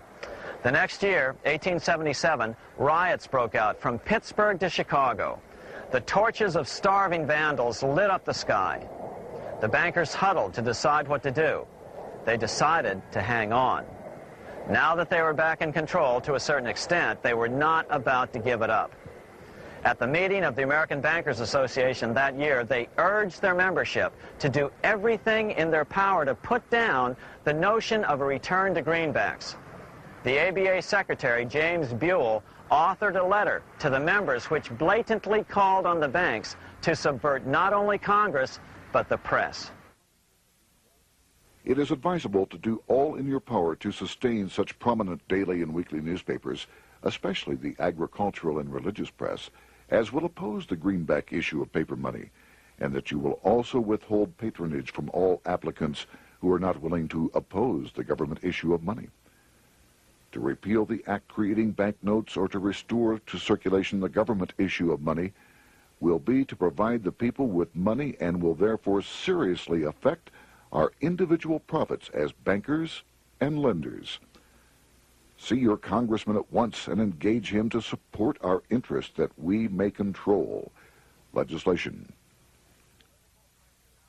As political pressure mounted in Congress for change, the press tried to turn the American people away from the truth. The New York Tribune put it this way on January 10th, 1878. "The capital of the country is organized at last, and we will see whether Congress will dare to fly in its face." But it didn't work entirely. On February 28, 1878, Congress passed the Sherman Law, allowing the minting of a limited number of silver dollars, ending the 5-year hiatus. This did not end gold backing of the currency, however, nor did it completely free silver.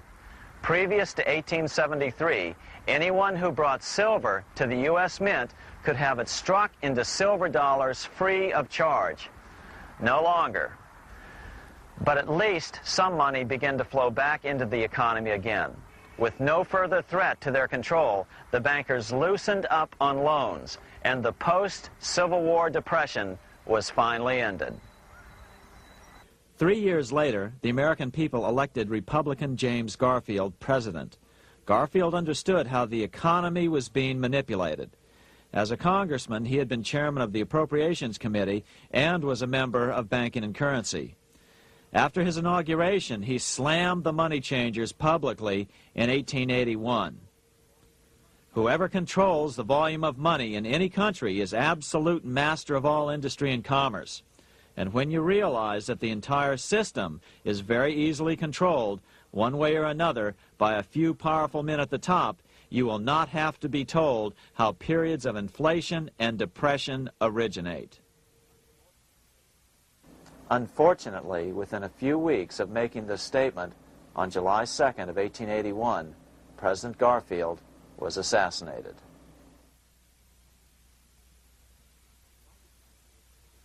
The money changers were gathering strength fast. They began a periodic fleecing of the flock, as they called it, by creating economic booms followed by further depressions so they could buy up thousands of homes and farms for pennies on the dollar.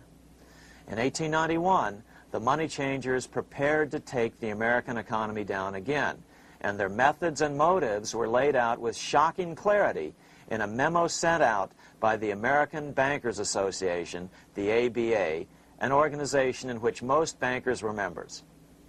Notice that this memo called for bankers to create a depression on a certain date 3 years in the future. According to the Congressional Record, here's how it read in part. On September 1st, 1894, we will not renew our loans under any consideration. On September 1st, we will demand our money. We will foreclose and become mortgagees in possession. We can take 2/3 of the farms west of the Mississippi and thousands of them east of the Mississippi as well at our price. Then the farmers will become tenants, as in England. These depressions could be controlled because America was on the gold money standard. Since gold is scarce, it's one of the easiest commodities to manipulate. People wanted silver money legalized again so they could escape the stranglehold the money changers had on gold money. People wanted silver money reinstated, reversing Mr. Said's Act of 1873, by then called the Crime of '73. By 1896, the issue of more silver money had become the central issue in the presidential campaign. William Jennings Bryan, a senator from Nebraska, ran for president as a Democrat on the free silver issue. At the Democratic National Convention in Chicago, he made an emotional speech which won him the nomination, entitled Crown of Thorns and Cross of Gold. Though Bryan was only 36 years old at the time, this speech is widely regarded as the most famous oration ever made before a political convention. In the dramatic conclusion, Bryan said, "We will answer their demand for a gold standard by saying to them, you shall not press down upon the brow of labor this crown of thorns. You shall not crucify mankind upon a cross of gold." The bankers lavishly supported the Republican candidate, William McKinley, who favored the gold standard. The resulting contest was amongst the most fiercely contested presidential races in American history. Bryan made over 600 speeches in 27 states. The McKinley campaign got manufacturers and industrialists to inform their employees that if Bryan were elected, all factories and plants would close and there would be no work. The ruse succeeded. McKinley beat Bryan by a small margin. Bryan ran for president again in 1900 and in 1908, but fell short each time. During the 1912 Democratic Convention, Bryan was a powerful figure who helped Woodrow Wilson win the nomination. When Wilson became president, he appointed Bryan as Secretary of State, but Bryan soon became disenchanted with the Wilson administration. Bryan served only 2 years in the Wilson administration before resigning in 1915 over the highly suspicious sinking of the Lusitania, the event which was used to drive America into World War I. Although William Jennings Bryan never gained the presidency, his efforts delayed the money changers for 17 years from attaining their next goal, a new, privately owned central bank for America.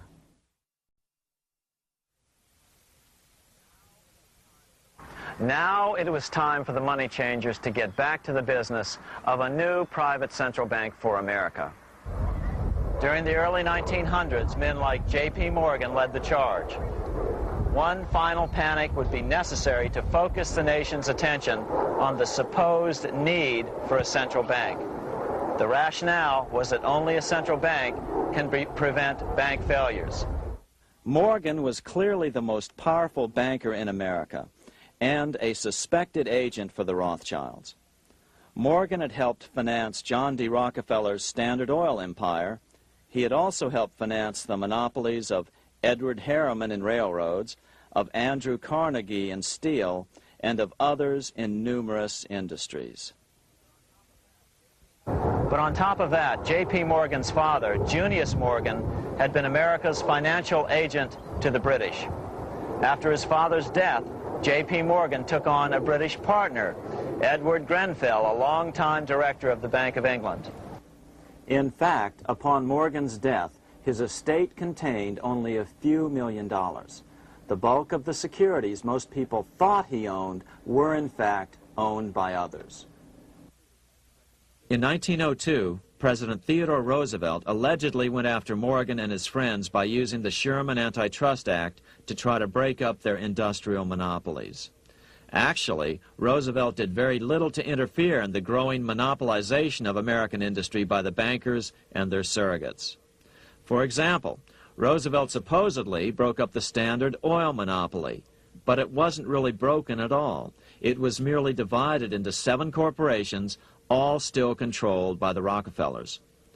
The public was aware of this thanks to political cartoonists like Thomas Nast, who referred to the bankers as the money trust. By 1907, the year after Teddy Roosevelt's re-election, Morgan decided it was time to try for a central bank again. Using their combined financial muscle, Morgan and his friends were secretly able to crash the stock market. Thousands of small banks were vastly overextended. Some had reserves of less than 1% thanks to the fractional reserve principle.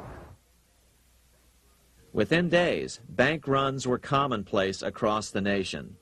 Now Morgan stepped into the public arena and offered to prop up the faltering American economy by supporting failing banks with money he manufactured out of nothing.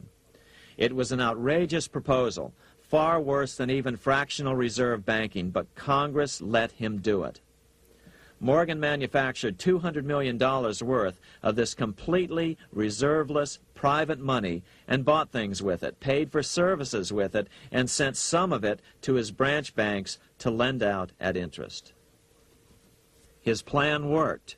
Soon, the public regained confidence in money in general and quit hoarding their currency. But as a result, banking power was further consolidated into the hands of a few large banks.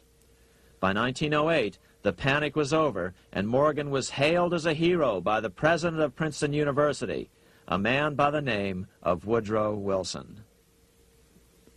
All this trouble could be averted if we appointed a committee of 6 or 7 public-spirited men like J.P. Morgan to handle the affairs of our country. Economics textbooks would later explain that the creation of the Federal Reserve System was the direct result of the panic of 1907. Quote, "With its alarming epidemic of bank failures, the country was fed up once and for all with the anarchy of unstable private banking," close quote. But Minnesota Congressman Charles A. Lindbergh Sr., the father of the famous aviator Lucky Lindy, later explained that the panic of 1907 was really just a scam. Those not favorable to the money trust could be squeezed out of business, and the people frightened into demanding changes in the banking and currency laws which the money trust would frame. So, since the passage of the National Bank Act of 1863, the money changers had been able to create a series of booms and busts. The purpose was not only to fleece the American public of their property, but to later claim that the banking system was basically so unstable that it had to be consolidated into a central bank once again.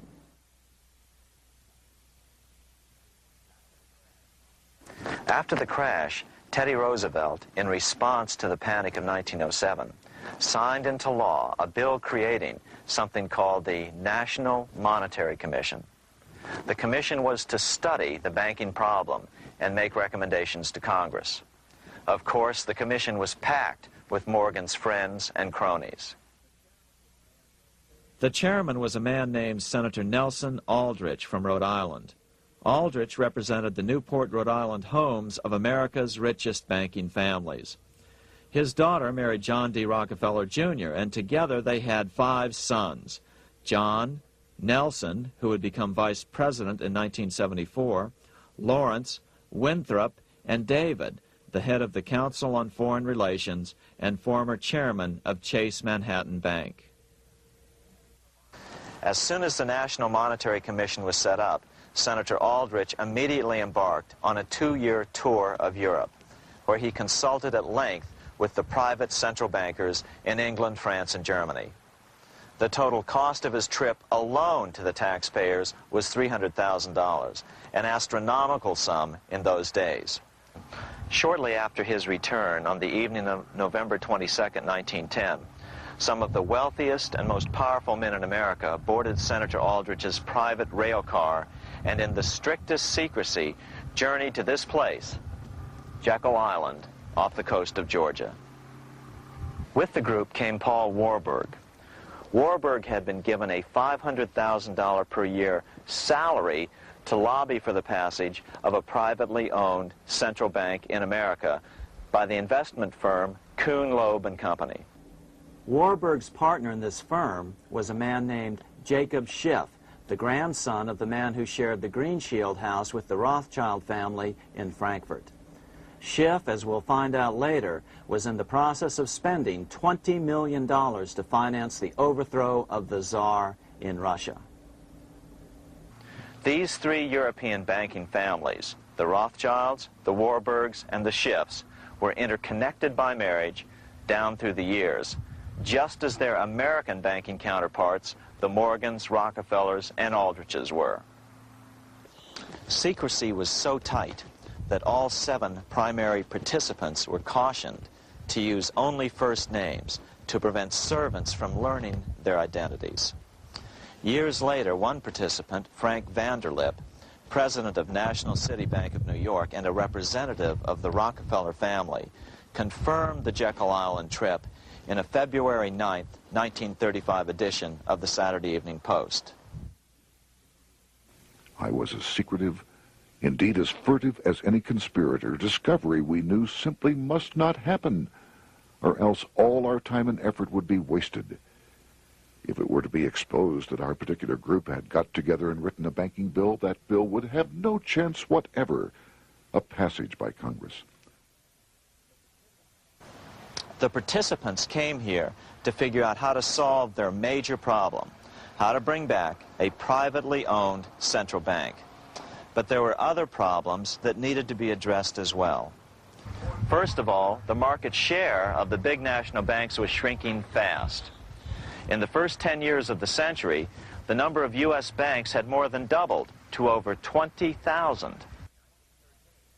By 1913, only 29% of all banks were national banks, and they held only 57% of all deposits. As Senator Aldrich later admitted in a magazine article, before passage of this act, the New York bankers could only dominate the reserves of New York. Now, we are able to dominate the bank reserves of the entire country.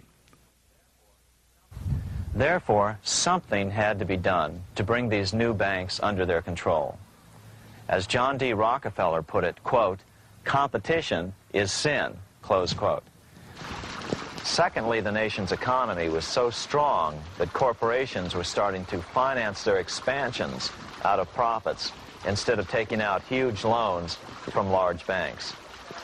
In the first 10 years of the new century, 70% of corporate funding came from profits.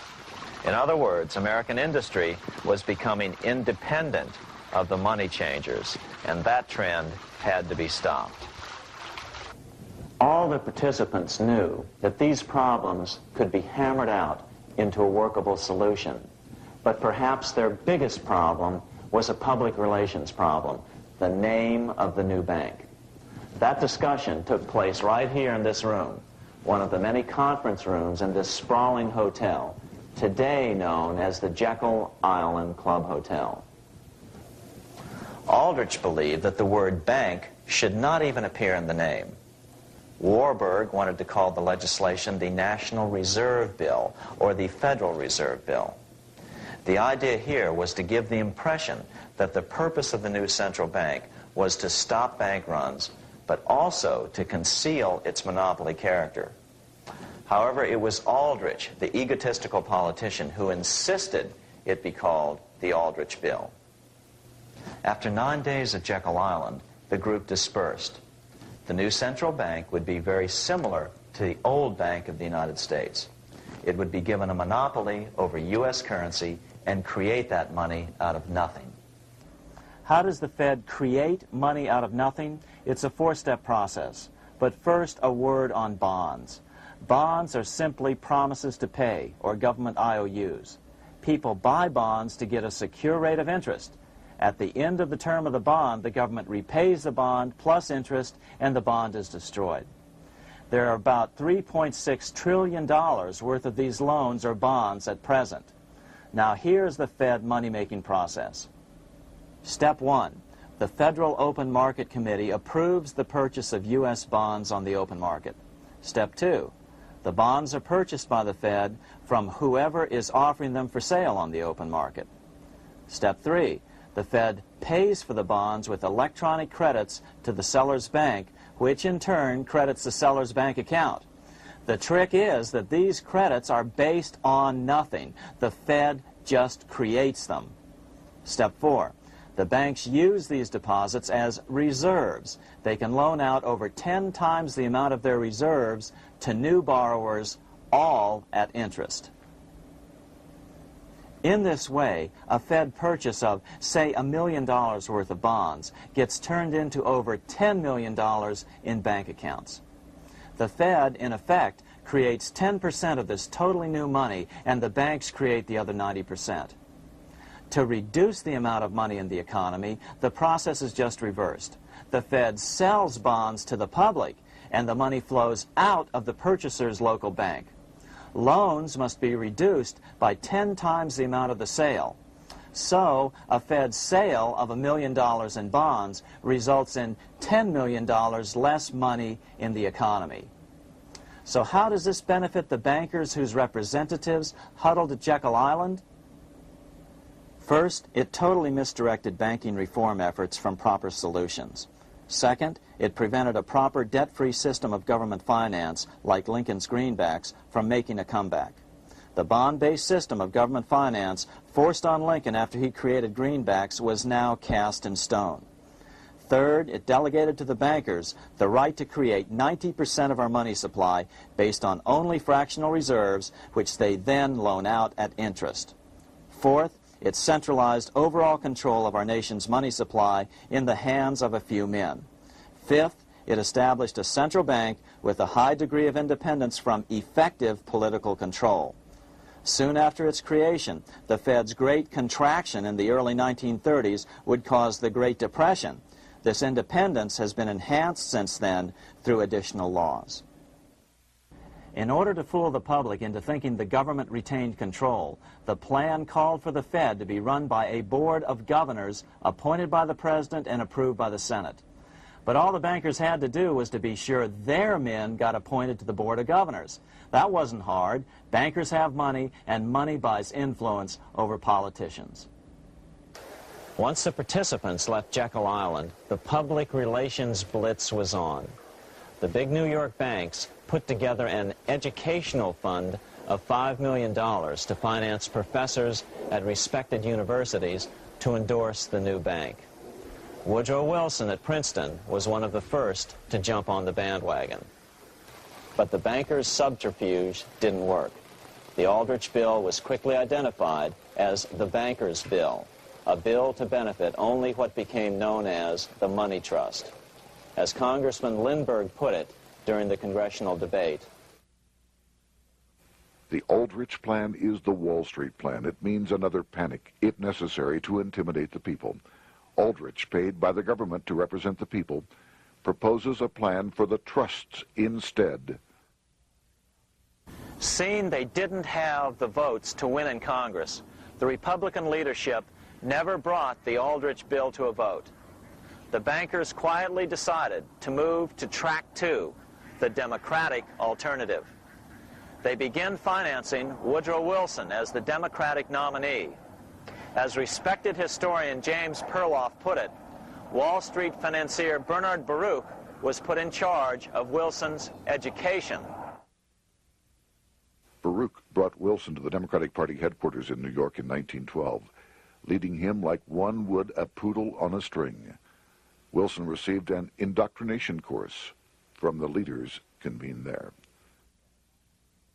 So now the stage was set. The money changers were poised to install their privately owned central bank once again.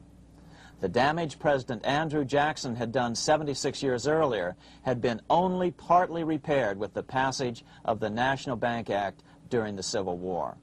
Since then, the battle had raged on across the decades. The Jacksonians became the Greenbackers, who became the hardcore supporters of William Jennings Bryan. With Bryan leading the charge, these opponents of the money changers, ignorant of Baruch's tutelage, now threw themselves behind Democrat Woodrow Wilson. They and Bryan would soon be betrayed.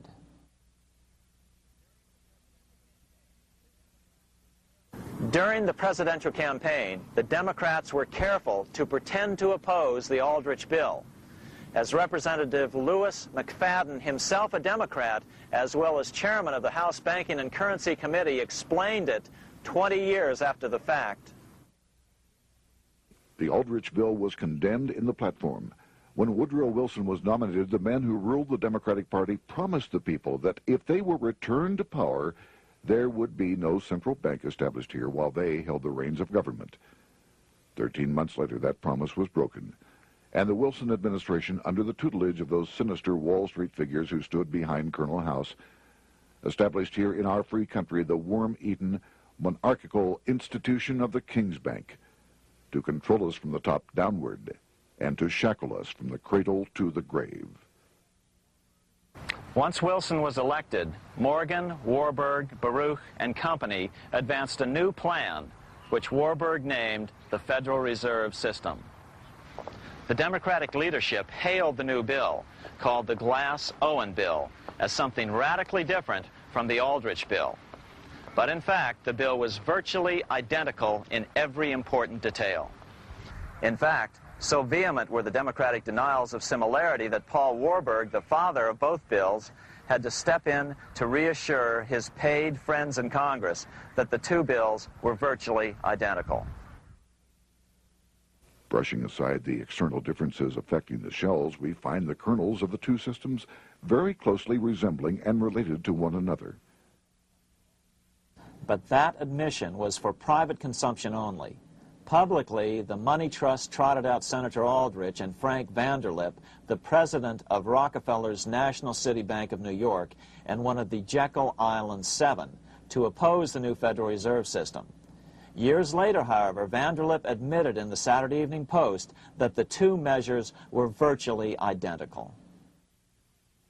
Although the Aldrich Federal Reserve Plan was defeated when it bore the name Aldrich, nevertheless, its essential points were all contained in the plan that finally was adopted. As Congress neared a vote, they called Ohio attorney Alfred Crozier to testify.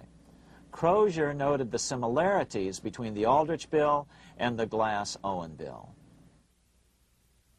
The bill grants just what Wall Street and the big banks for 25 years have been striving for: private instead of public control of currency.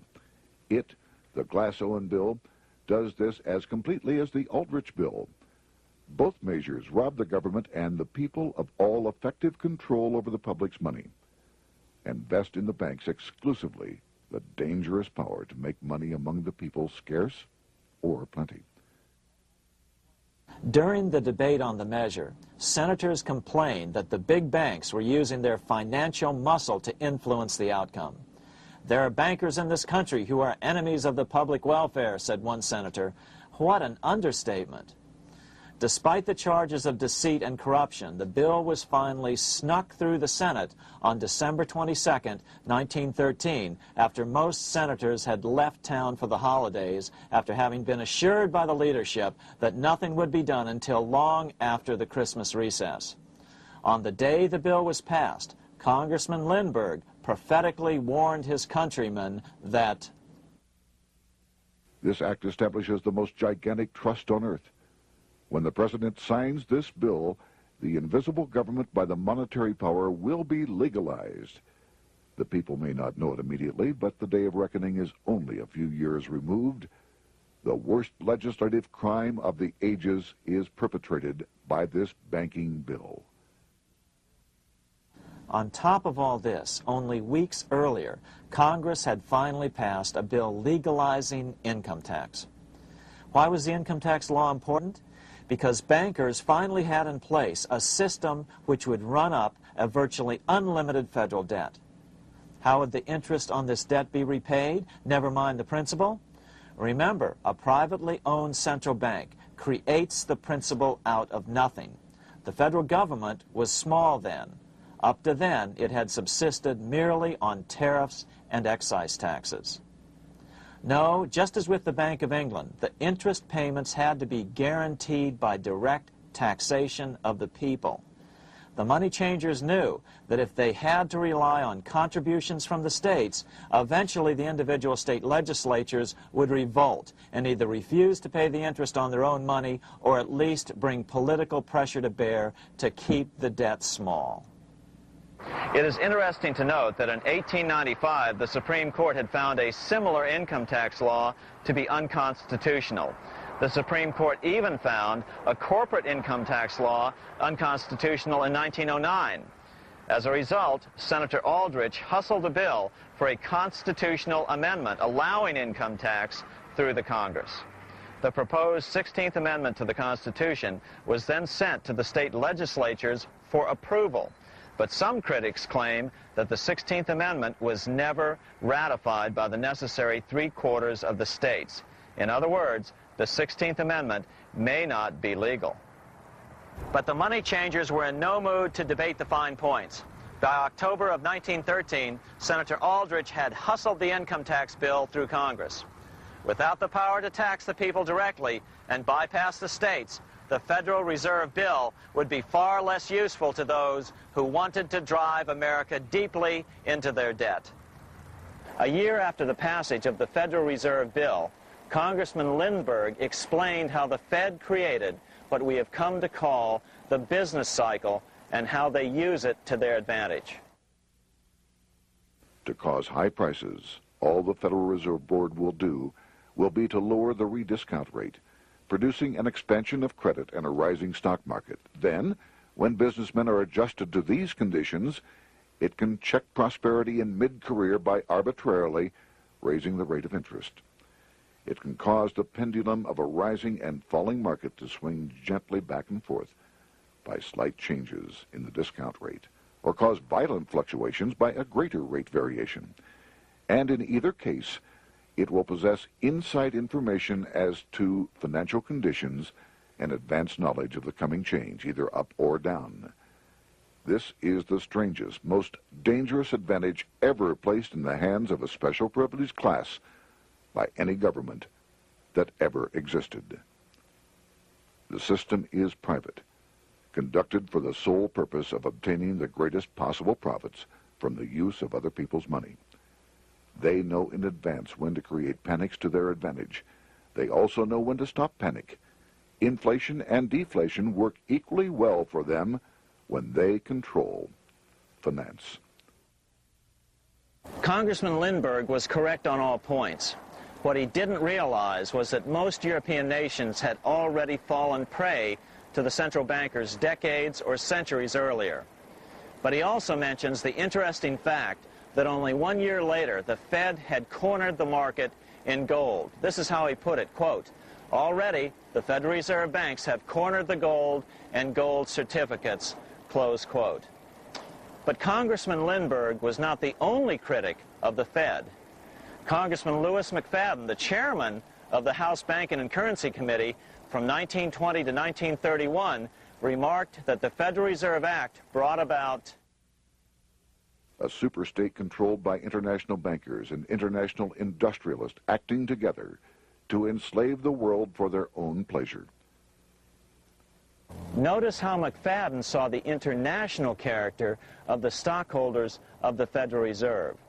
Another chairman of the House Banking and Currency Committee in the 1960s, Wright Patman from Texas, put it this way.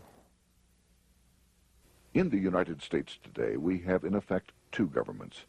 We have the duly constituted government, then we have an independent, uncontrolled, and uncoordinated government in the Federal Reserve System, operating the money powers which are reserved to Congress by the Constitution.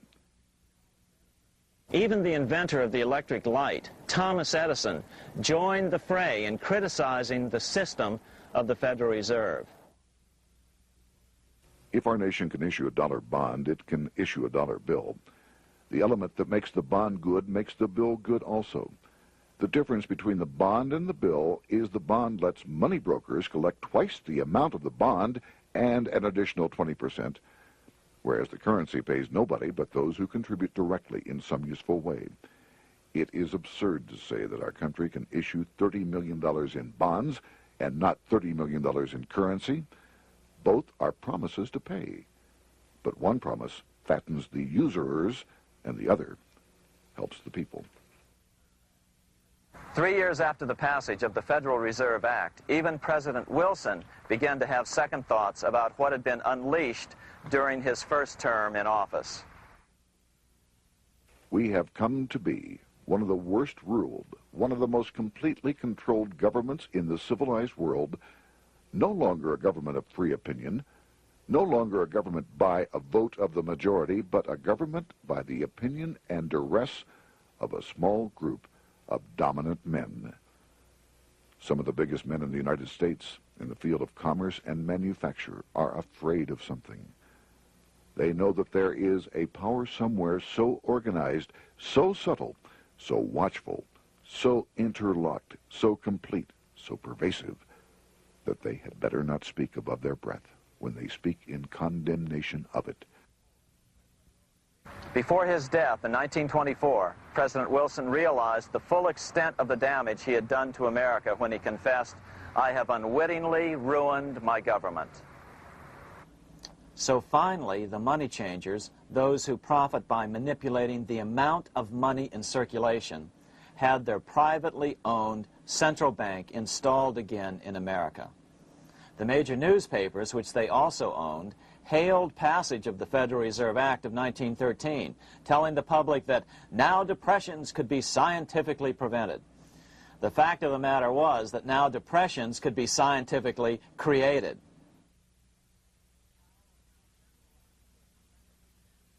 Power was now centralized to a tremendous extent. Now it was time for a war, a really big war. In fact, the First World War. Of course, to the central bankers, the political issues of war don't matter nearly as much as the profit potential, and nothing creates debts like warfare. England was the best example at that time. During the 119-year period between the founding of the Bank of England and Napoleon's defeat at Waterloo, England had been at war for 56 years, and much of the remaining time she'd been preparing for war. In World War I, the German Rothschilds loaned money to the Germans, the British Rothschilds loaned money to the British, and the French Rothschilds loaned money to the French. In America, J.P. Morgan was the sales agent for war materials to both the British and the French. In fact, 6 months into the war, Morgan became the largest consumer on earth, spending $10 million a day. His offices here at 23 Wall Street were mobbed by brokers and salesmen trying to cut a deal. In fact, it got so bad that the bank had to post guards at every door and at the partners' homes as well. Many other New York bankers made out as well from the war. President Wilson appointed Bernard Baruch to head the War Industries Board. According to historian James Perloff, both Baruch and the Rockefellers profited by some $200 million during the war. But profits were not the only motive. There was also revenge. The money changers never forgave the czars for their support of Lincoln during the Civil War. Also, Russia was the last major European nation to refuse to give in to the privately owned central bank scheme.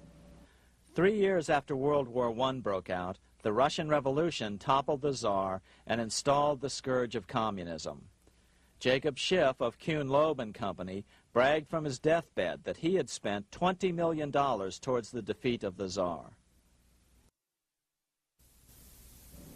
Money was funneled from England to support the revolution as well.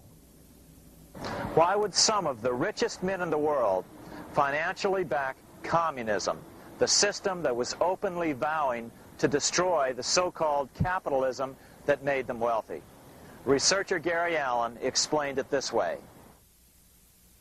If one understands that socialism is not a share the wealth program, but is in reality a method to consolidate and control the wealth, then the seeming paradox of super-rich men promoting socialism becomes no paradox at all. Instead, it becomes logical, even the perfect tool of power-seeking megalomaniacs. Communism, or more accurately socialism, is not a movement of the downtrodden masses, but of the economic elite. As W. Cleon Skousen put it, In his 1970 book, The Naked Capitalist, Power from any source tends to create an appetite for additional power. It was almost inevitable that the super-rich would one day aspire to control not only their own wealth, but the wealth of the whole world. To achieve this, they were perfectly willing to feed the ambitions of the power-hungry political conspirators who were committed to the overthrow of all existing governments and the establishments of a central worldwide dictatorship. but what if these revolutionaries get out of control and try to seize power from the super-rich? After all, it was Mao Zedong who in 1938 stated his position concerning power. Political power grows out of the barrel of a gun. The Wall Street, London Axis elected to take the risk. The master planners attempted to control revolutionary communist groups by feeding them vast quantities of money when they obeyed and contracting their money supply or even financing their opposition if they got out of control. Lenin began to understand that although he was the absolute dictator of the new Soviet Union, he was not pulling the financial strings. Someone else was silently in control. The state does not function as we desired.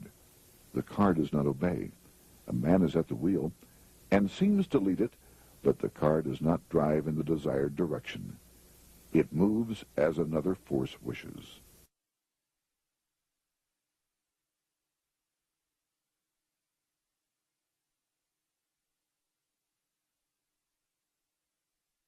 Who is behind it? Representative Louis T. McFadden, the chairman of the House Banking and Currency Committee throughout the 1920s and into the Great Depression years of the 1930s, explained it this way. The course of Russian history has indeed been greatly affected by the operations of international bankers. The Soviet government has been given United States Treasury funds by the Federal Reserve Board, acting through the Chase Bank. England has drawn money from us through the Federal Reserve banks and has relent it at high rates of interest to the Soviet government. The Dnipro Dam was built with funds unlawfully taken from the United States Treasury by the corrupt and dishonest Federal Reserve Board and the Federal Reserve banks. In other words, the Fed and the Bank of England, at the behest of the international bankers who controlled them, were creating a monster, one which would fuel 7 decades of unprecedented communist revolution, warfare, and most importantly, debt. In case you think there's some chance that the money changers got communism going and then lost control, in 1992, the Washington Times reported that Russian President Boris Yeltsin was upset that most of the incoming foreign aid was being siphoned off, quote, straight back into the coffers of Western banks in debt service, close quote. No one in his right mind would claim that a war as large as World War I had a single cause. Wars are complex things with many causative factors. But on the other hand, it would also be equally foolish to ignore as a prime cause of World War I those who would profit the most from the war. The role of the money changers is no wild conspiracy theory. They had a motive, a short-ranged, self-serving motive, as well as a long-range political motive of advancing totalitarian governments, with the money changers maintaining the financial clout to control whatever politician might emerge as the leader. Next, we'll see what the money changers' ultimate political goal is for the world.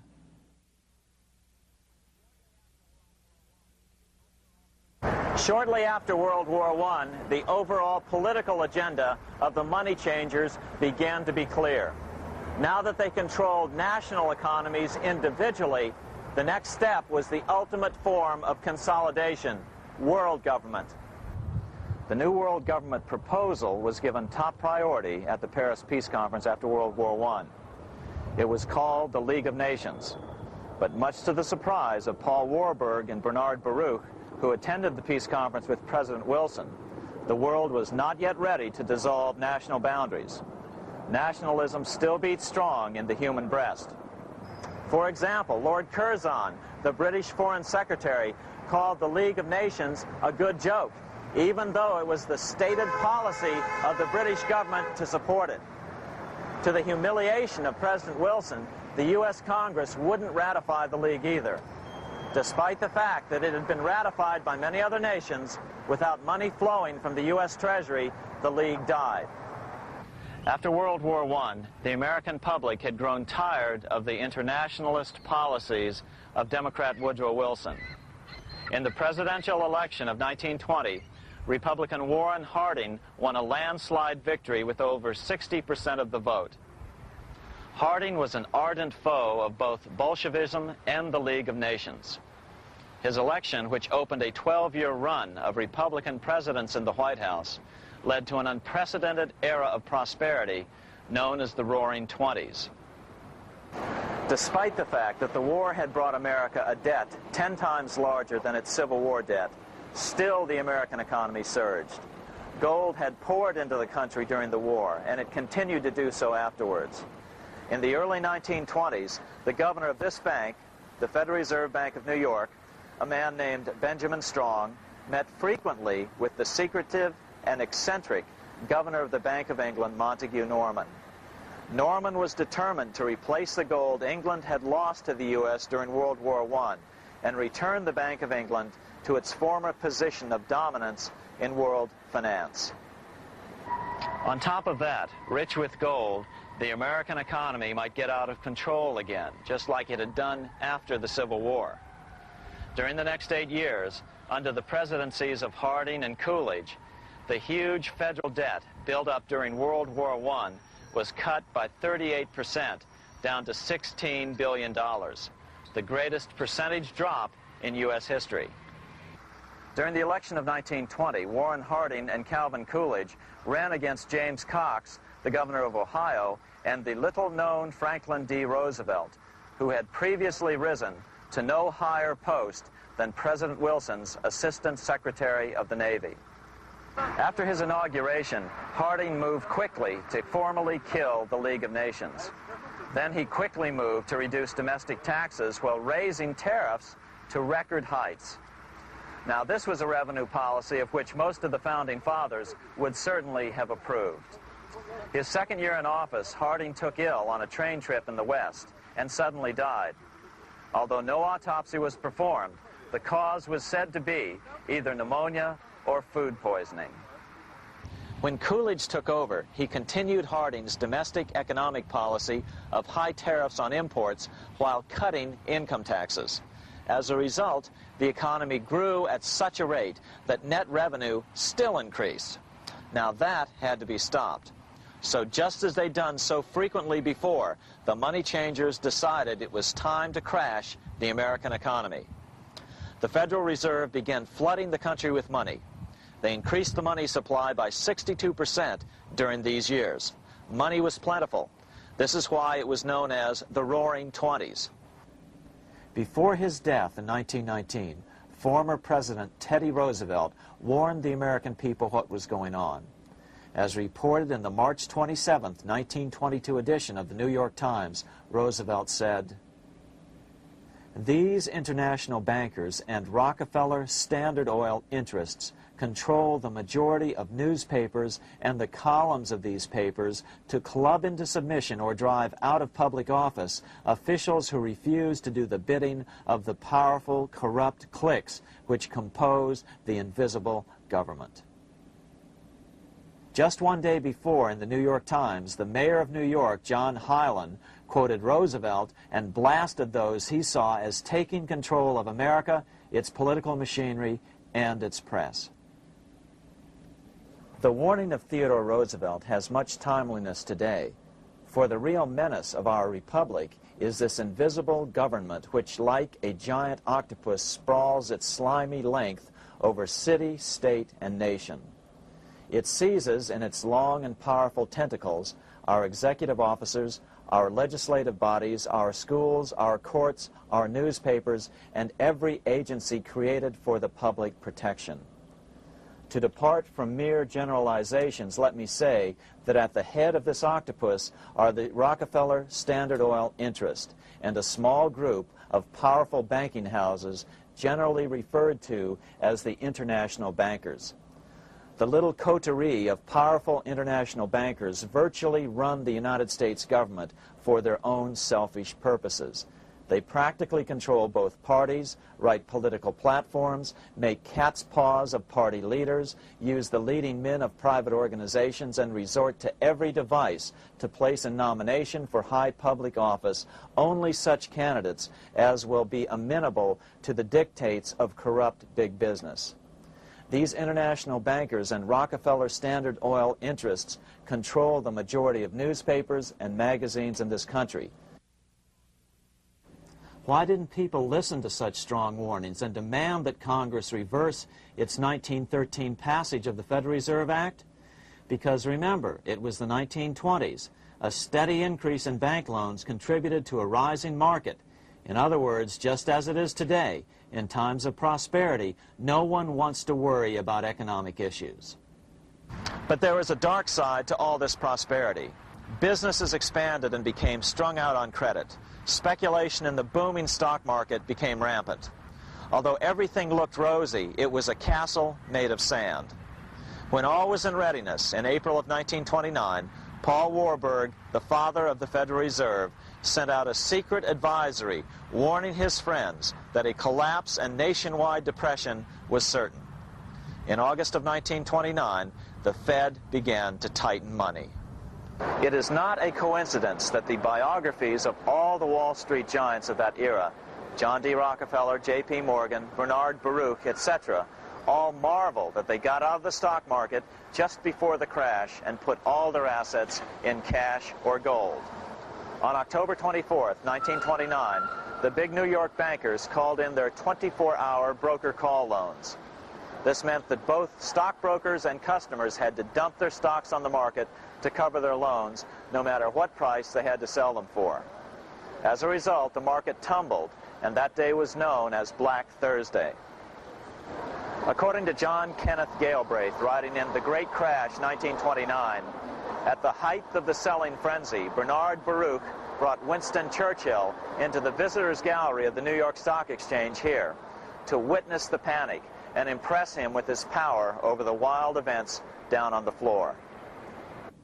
Congressman Louis McFadden, chairman of the House Committee on Banking and Currency from 1920 to 1931, knew who to blame. He accused the Fed and the international bankers of orchestrating the crash. It was not accidental. It was a carefully contrived occurrence. The international bankers sought to bring about a condition of despair here so that they might emerge as rulers of us all. But McFadden went even farther. He openly accused them of causing the crash in order to steal America's gold. In February 1931, in the midst of the Depression, he put it this way. I think it can hardly be disputed that the statesmen and financiers of Europe are ready to take almost any means to reacquire rapidly the gold stock which Europe lost to America as the result of World War I. Curtis Dahl, a broker for Lehman Brothers, was on the floor of the New York Stock Exchange the day of the crash. In his 1970 book, FDR, My Exploited Father-in-Law, he explained that the crash was triggered by the planned sudden shortage of call money in the New York money market. Actually, it was the calculated shearing of the public by the world money powers triggered by the planned sudden shortage of call money in the New York money market. Within a few weeks, $3 billion of wealth simply seemed to vanish. Within a year, $40 billion had been lost. But did it really disappear? Or was it simply consolidated in fewer hands? And what did the Federal Reserve do? Instead of moving to help the economy out by quickly lowering interest rates to stimulate the economy, the Fed continued to brutally contract the money supply further, deepening the Depression. Between 1929 and 1933, the Fed reduced the money supply by an additional 33%. Although most Americans have never heard that the Fed was the cause of the Depression, this is well known among top economists. Milton Friedman, the Nobel Prize-winning economist, now of Stanford University, said the same thing in a National Public Radio interview in January of 1996. The Federal Reserve definitely caused the Great Depression by contracting the amount of currency in circulation by 1/3 from 1929 to 1933. But the money lost by most Americans during the Depression didn't just vanish. It was just redistributed into the hands of those who had gotten out just before the crash and had purchased gold, which is always a safe place to put your money just before a depression. But America's money also went overseas. Incredibly, as President Hoover was heroically trying to rescue banks and prop up businesses, with millions of Americans starving as the Great Depression deepened, millions of dollars were being spent rebuilding Germany from damage sustained during World War I. 8 years before Hitler would invade Poland, Representative Louis McFadden, chairman of the House Banking and Currency Committee, warned Congress that Americans were paying for Hitler's rise to power. After World War I, Germany fell into the hands of the German international bankers. Those bankers bought her, and they now own her lock, stock, and barrel. They have purchased her industries, they have mortgages on her soil, they control her production, they control all her public utilities. The international German bankers have subsidized the present government of Germany, and they have also supplied every dollar of the money Adolf Hitler has used in his lavish campaign to build up a threat to the government of Brüning. When Brüning fails to obey the orders of the German international bankers, Hitler is brought forth to scare the Germans into submission. Through the Federal Reserve Board, over $30 billion of American money has been pumped into Germany. You have all heard of the spending that's taken place in Germany. Modernistic dwellings, her great planetariums, her gymnasiums, her swimming pools, her fine public highways, her perfect factories. All this was done on our money. All this was given to Germany through the Federal Reserve Board. The Federal Reserve Board has pumped so many billions of dollars into Germany that they dare not name the total. Franklin D. Roosevelt was swept into office during the 1932 presidential election.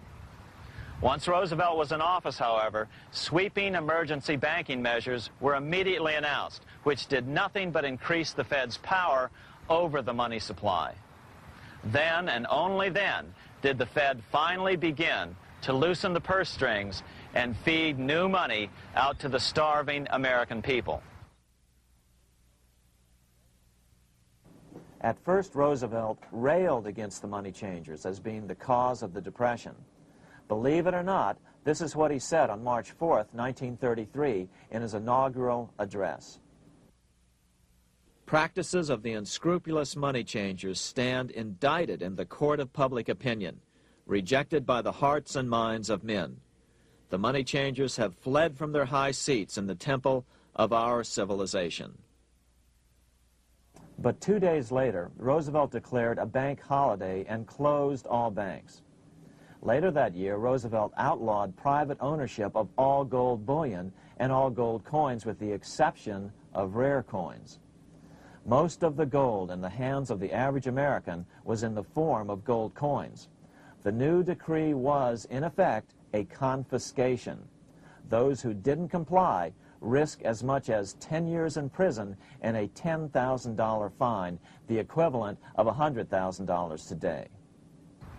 Out in small-town America, some people didn't trust Roosevelt's order. Many were torn between keeping their hard-earned wealth or obeying the government. Those who did turn in their gold were paid the official price for it, $20.66 per ounce. So unpopular was the confiscation order that no one anywhere in government would take credit for authoring it. No congressman claimed it. At the signing ceremony, President Roosevelt made it clear to all present that he was not the author of it and publicly stated that he had not ever read it. Even his Secretary of the Treasury said he'd never read it either, saying it was, quote, what the experts wanted. Roosevelt convinced the public to give up their gold by saying that pooling the nation's resources was necessary to get America out of the Depression. With great fanfare, he ordered a new bullion depository built to hold the mountain of gold the U.S. government was illegally confiscating. By 1936, the U.S. Bullion Depository at Fort Knox was completed, and in January 1937, the gold began to flow into it. The rip-off of the ages was about to proceed. In 1935, once the gold had all been turned in, the official price of gold was suddenly raised to $35 per ounce. But the catch was, only foreigners could sell their gold at the new higher price. The money changers who had heeded Warburg's note and gotten out of the stock market just before the crash and bought gold at $20.66 per ounce, then shipped it to London, could now bring it back and sell it back to the government, nearly doubling their money while the average American starved. The Fort Knox Bullion Depository sits here in the middle of the Fort Knox Military Reservation, 30 miles southwest of Louisville, Kentucky. This was as close as we were permitted to get to the depository despite years of letters from members of Congress to allow our film crew inside. The 4-acre grounds immediately surrounding the building are guarded by an electrified steel fence, an open moat, and 4 machine-gun-armed guard pillboxes at the structure's corners. When the gold began arriving on January 13, 1937, there was unprecedented security. Thousands of official guests watched the arrival of a 9-car train from Philadelphia, guarded by armed soldiers, postal inspectors, Secret Servicemen, and guards from the U.S. Mint. It was all great theater. America's gold supply from across the land had been pooled, supposedly for the public benefit, and then safely tucked into Fort Knox. But all that security would soon be breached by the government itself. Now the stage was set for a really big war, one which would pile up debt far beyond that of World War I. For example, in 1944 alone, the U.S. national income was only $183 billion, yet $103 billion was spent on the war. This was 30 times the spending rate during World War I. In fact, the American taxpayer picked up 55% of the total Allied cost of the war. But equally important, virtually every nation involved in World War II greatly multiplied their debt. In the U.S., for example, federal debt went from $43 billion in 1940 up to $257 billion in 1950, an increase of 598%. Between 1940 and 1950, Japanese debt swelled 1,348%. French debt grew 583%, and Canadian debt soared 417%. After the war, the world was now divided into 2 economic camps: communist command economies on the one hand versus monopoly capitalists on the other, set to fight it out in one perpetual and highly profitable arms race. It was finally time for the central bankers to embark in earnest on their 3-step plan to centralize the economic systems of the entire world and finally bring about their global government or New World Order. The phases of this plan were: Step 1, central bank domination of national economies worldwide. Step 2, centralized regional economies through organizations such as the European Monetary Union and regional trade unions such as NAFTA. Step 3, centralize the world economy through a world central bank, a world money, and ending national independence through abolition of all tariffs by treaties like GATT. Step 1 was completed long ago. Steps 2 and 3 are far advanced, nearing completion. What about gold? Among central banks, the largest holder of gold is now the IMF. It and central banks now control 2/3 of the world's gold supply, giving them the ability to manipulate the gold market. Remember the money changer's golden rule: he who has the gold makes the rules. But before we get into solutions to our problem, let's take a look at what happened to all that gold in Fort Knox. Because if we don't understand that the gold has been stolen, we'll allow ourselves to be stampeded into the wrong solution: a gold-backed currency. Most Americans still believe that the gold is still here at Fort Knox. At the end of World War II, Fort Knox contained over 700 million ounces of gold, an incredible 70% of all the gold in the world. How much remains? No one knows. Despite the fact that federal law requires an annual physical audit of Fort Knox gold, the Treasury has consistently refused to conduct one. The truth is that a reliable audit of whatever remains here has not been conducted since President Eisenhower ordered one in 1953. Where did America's gold in Fort Knox go? Over the years, it was sold off to European money changers at the $35 per ounce price.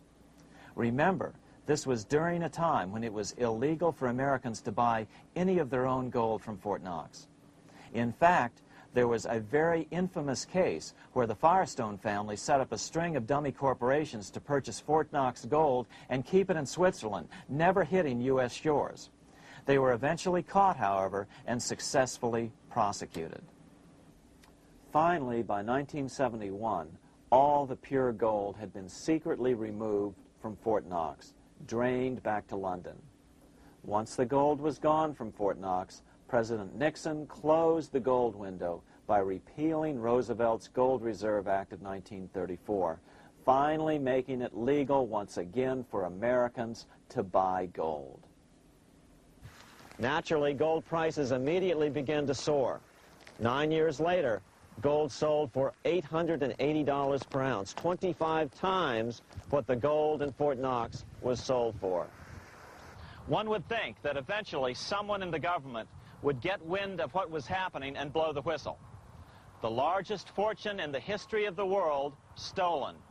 Shades of the old James Bond film, Goldfinger. Well, as a matter of fact, Ian Fleming, the author of the James Bond series, was head of the British counterintelligence service, MI5. Some believe in the intelligence community that he wrote much of his fiction as a warning, as many authors of fiction do. If the removal of all the good delivery gold from Fort Knox can be viewed as a deliberate raid on the U.S. Treasury, then such an operation might well have been years in the making, namely 40 years. Certainly enough time for Fleming to get wind of it and try to prevent it. So just how did the story of the Fort Knox gold robbery get out? It all started with an article in a New York periodical in 1974. The article charged that the Rockefeller family was manipulating the Federal Reserve to sell off Fort Knox gold at bargain basement prices to anonymous European speculators. 3 days later, the anonymous source of the story, Louise Auchincloss Boyer, mysteriously fell to her death from the window of her 10th floor apartment in New York. How would Mrs. Boyer have known of the Rockefeller connection to the Fort Knox gold heist? She was the longtime secretary of Nelson Rockefeller. For the next 14 years, this man, Ed Durrell, a wealthy Ohio industrialist, devoted himself to a quest for the truth concerning the Fort Knox gold. He wrote thousands of letters to over 1,000 government and banking officials, trying to find out how much gold was really left and where the rest of it had gone. Edith Roosevelt, the granddaughter of President Teddy Roosevelt, questioned the actions of the government in a March 1975 edition of the New Hampshire Sunday News. Allegations of missing gold from our Fort Knox vaults are being widely discussed in European financial circles. But what is puzzling is that the administration is not hastening to demonstrate conclusively that there is no cause for concern over our gold treasure, if indeed it is in a position to do so. Unfortunately, Ed Durrell never did accomplish his primary goal, a full audit of the gold reserves in Fort Knox. It's incredible that the world's greatest treasure has had little accounting or auditing. This gold belonged to the American people, not the Federal Reserve and their foreign owners. One thing is certain, the government could blow all of this speculation away in a few days with a well-publicized audit under the searing lights of media cameras. it has chosen not to do so. One must conclude that they are afraid of the truth such an audit would reveal. What is the government so afraid of? Here's the answer. When President Ronald Reagan took office in 1981, his conservative friends urged him to study the feasibility of returning to a gold standard as the only way to curb government spending. It sounded like a reasonable alternative, so President Reagan appointed a group of men called the Gold Commission to study the situation and report back to Congress. What Reagan's Gold Commission reported back to Congress in 1982 was the following shocking revelation concerning gold. The U.S. Treasury owned no gold at all. All the gold that was left in Fort Knox was now owned by the Federal Reserve, a group of private bankers, as collateral against the national debt. The truth of the matter is that never before has so much money been stolen from the hands of the general public and put into the hands of a small group of private investors, the money changers.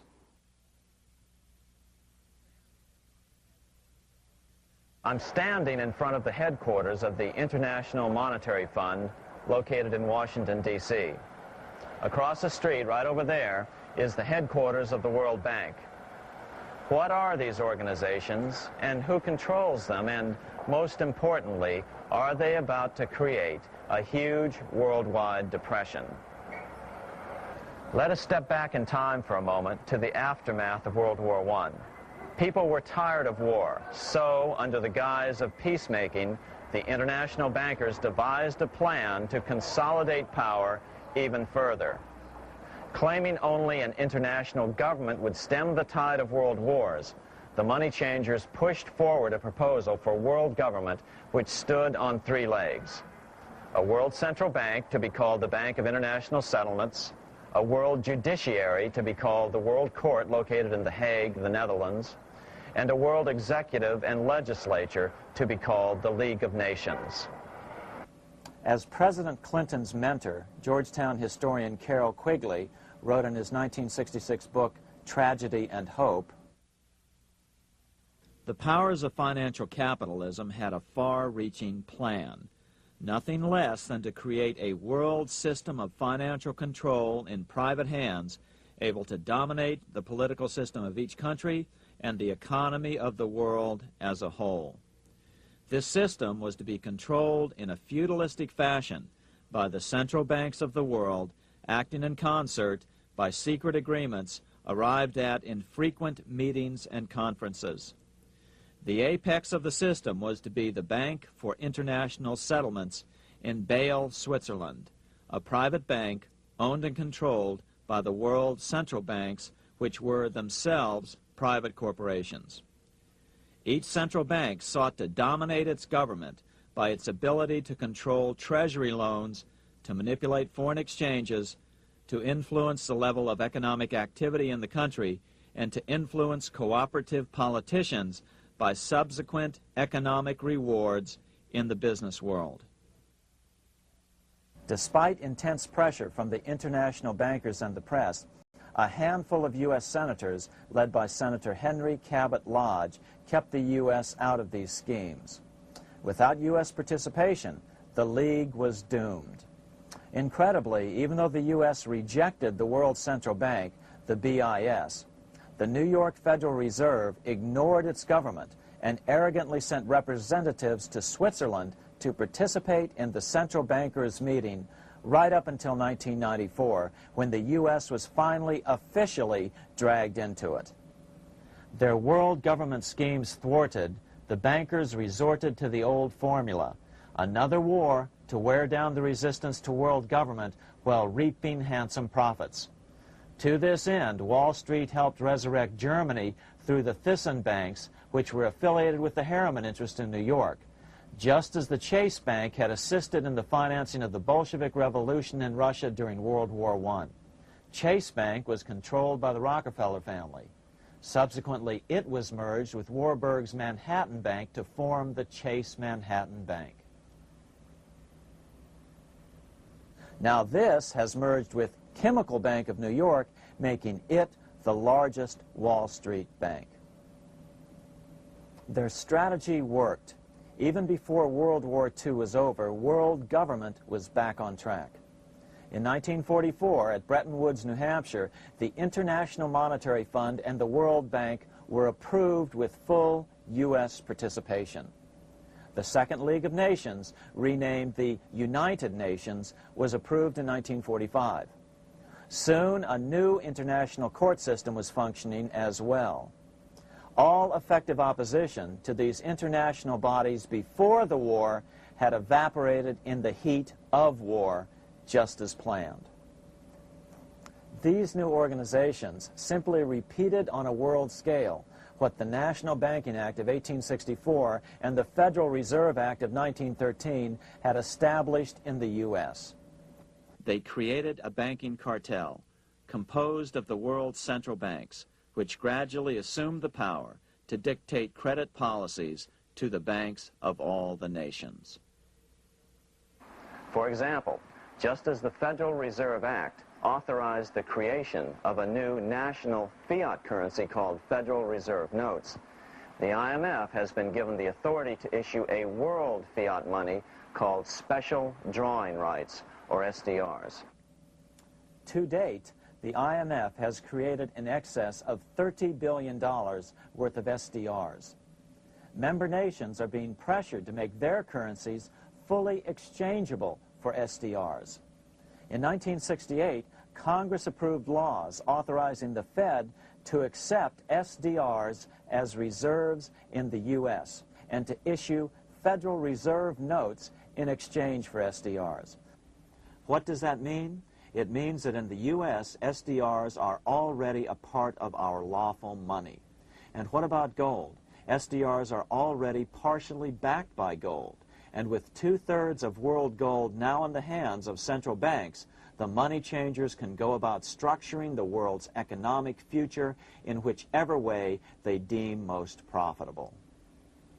Keep in mind, just as the Fed is controlled by its Board of Governors, the IMF is controlled by its Board of Governors, which are either the heads of the different central banks or the heads of the various national treasury departments dominated by their central banks.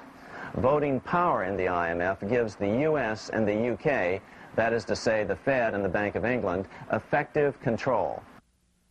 Just as the Fed controls the amount of money in the U.S., the BIS, IMF, and World Bank control the money supply for the world.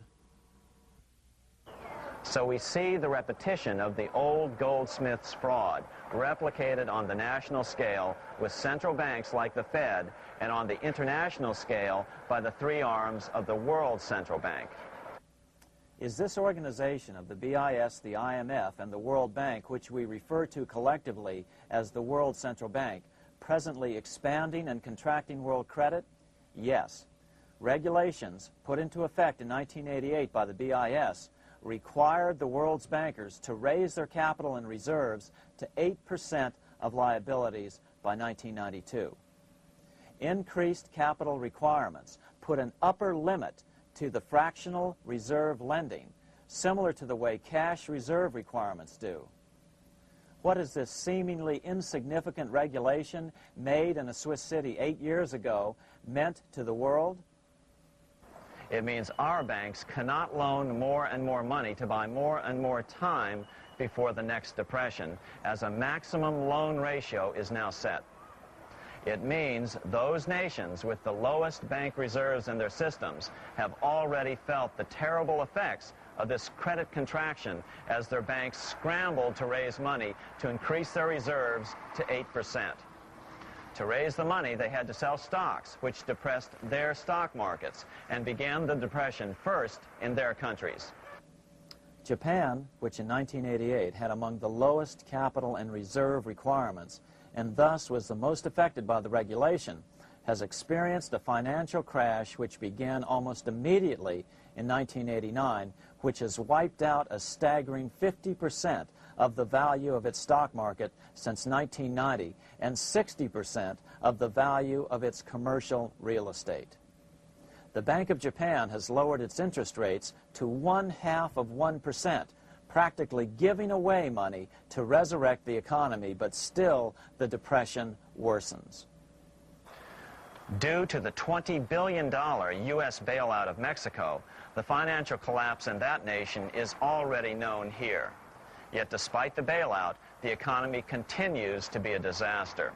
One huge debt after another is rolled over as new loans are being made simply to enable Mexico to pay the interest on the old loans.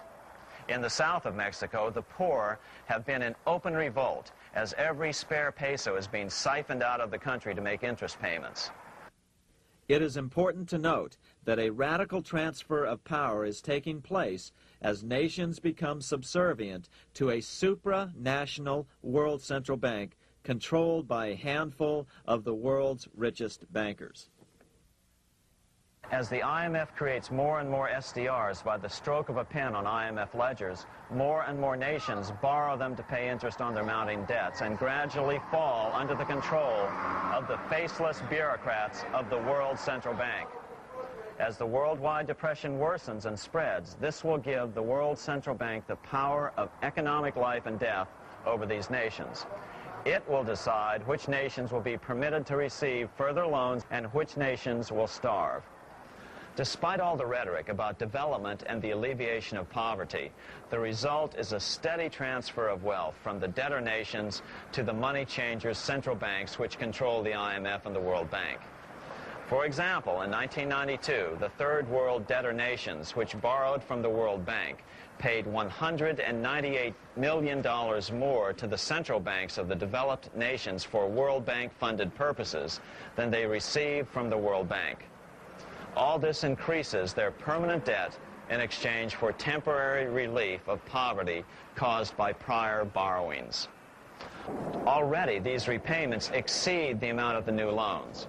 By 1992, Africa's external debt had reached $290 billion, 2.5 times greater than in 1980, resulting in skyrocketing infant mortality rates and unemployment, deterioration of schools, housing, and the general health of the people.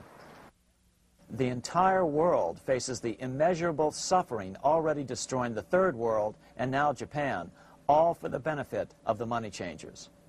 As one prominent Brazilian politician put it, "The Third World War has already started. It is a silent war, not for that reason any less sinister.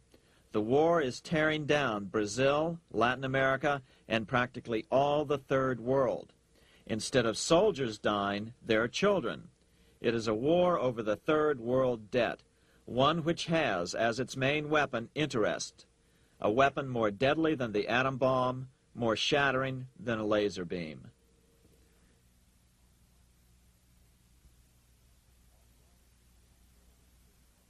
Although it would be absurd to ignore the pivotal role played by influential families such as the Rothschilds, the Warburgs, the Schiffs, the Morgans, and the Rockefellers in any review of the history of central banking and fractional banking, keep in mind, by now, central banks and the large commercial banks are up to 3 centuries old and deeply entrenched in the economic life of many nations. These banks are no longer dependent on clever individuals such as a Nathan Rothschild. Years ago, the question of ownership was important, but no longer. For example, both the Bank of England and the Bank of France were nationalized after World War II, and nothing changed, nothing at all. They endure and continue to grow, now protected by numerous laws, paid politicians, and mortgaged media, untouched by the changing of generations. 3 centuries have given them an aura of respectability. The old school tie is now worn by the 6th generation son, who's been raised in a system that he may never question as he is named to serve on the governing boards of countless philanthropic organizations. To focus attention today on individuals or families, or to attempt to sort out the current holders of power, serves little useful purpose and would be a distraction from the cure. The problem is far bigger than that. It is the corrupt banking system that was and is being used to consolidate vast wealth into fewer and fewer hands that is our current economic problem. Change the names of the main players now, and the problem will neither go away nor even miss a beat. Likewise, among the hordes of bureaucrats working in the World Bank, central banks, and international banks, only a tiny fraction have any idea of what's really going on. No doubt they'd be horrified to learn that their work is contributing to the terrible impoverishment and gradual enslavement of mankind to a few incredibly rich plutocrats. So really, there's no use in emphasizing the role of individuals anymore. And the problem even transcends the normal spectrum of political right and left. Both communism and socialism, as well as monopoly capitalism, have been used by the money changers. Today, they profit from either side of the new political spectrum. The big government, welfare state on the so-called left wing versus the neoconservative, laissez-faire capitalists who want big government totally out of their lives on the right wing. Either way, the bankers win. Monetary reform is the most important political issue facing this nation. That clarified, let's proceed to the conclusions in the spirit Lincoln declared, with malice towards none, with charity towards all. At the start of this video, we ask a number of troubling questions. Let's be sure we've answered them. What's going on in America today? Why are we over our heads in debt? Why can't the politicians bring debt under control? Why are we over our heads in debt? Because we're laboring under a debt money system that is designed and controlled by private bankers. Now, some will argue that the Federal Reserve System is a quasi-governmental agency. But the President appoints only 2 of the 7 members of the Federal Reserve Board of Governors every 4 years. And he appoints them to 14-year terms, far longer than his own. The Senate does confirm those appointments, but the whole truth is that the President wouldn't dare appoint anyone to that board of whom Wall Street does not approve. Of course, this does not preclude the possibility that some honorable men may be appointed to the Board of Governors. But the fact is that the Fed is specifically designed to operate independently of our government, as are nearly all other central banks. Some argue that the Fed promotes monetary stability. We saw the current head of the Bank of England, Eddie George, claim that this was the most important role of a central bank. In fact, the Fed's record of stabilizing the economy shows it to be a miserable failure in this regard. Within the first 25 years of its existence, the Fed caused 3 major economic downturns, including the Great Depression, and for the last 30 years has shepherded the American economy into a period of unprecedented inflation. Again, this is not some wild conspiracy theory. It's a well-known fact among top economists. As Nobel Prize-winning economist Milton Friedman put it, the stock of money, prices, and output was decidedly more unstable after the establishment of the Federal Reserve System than before. The most dramatic period of instability in output was, of course, the period between the 2 wars, which includes the severe monetary contractions of 1920-21, 1929-33, and 1937-38. No other 20-year period in American history contains as many as 3 such severe contractions.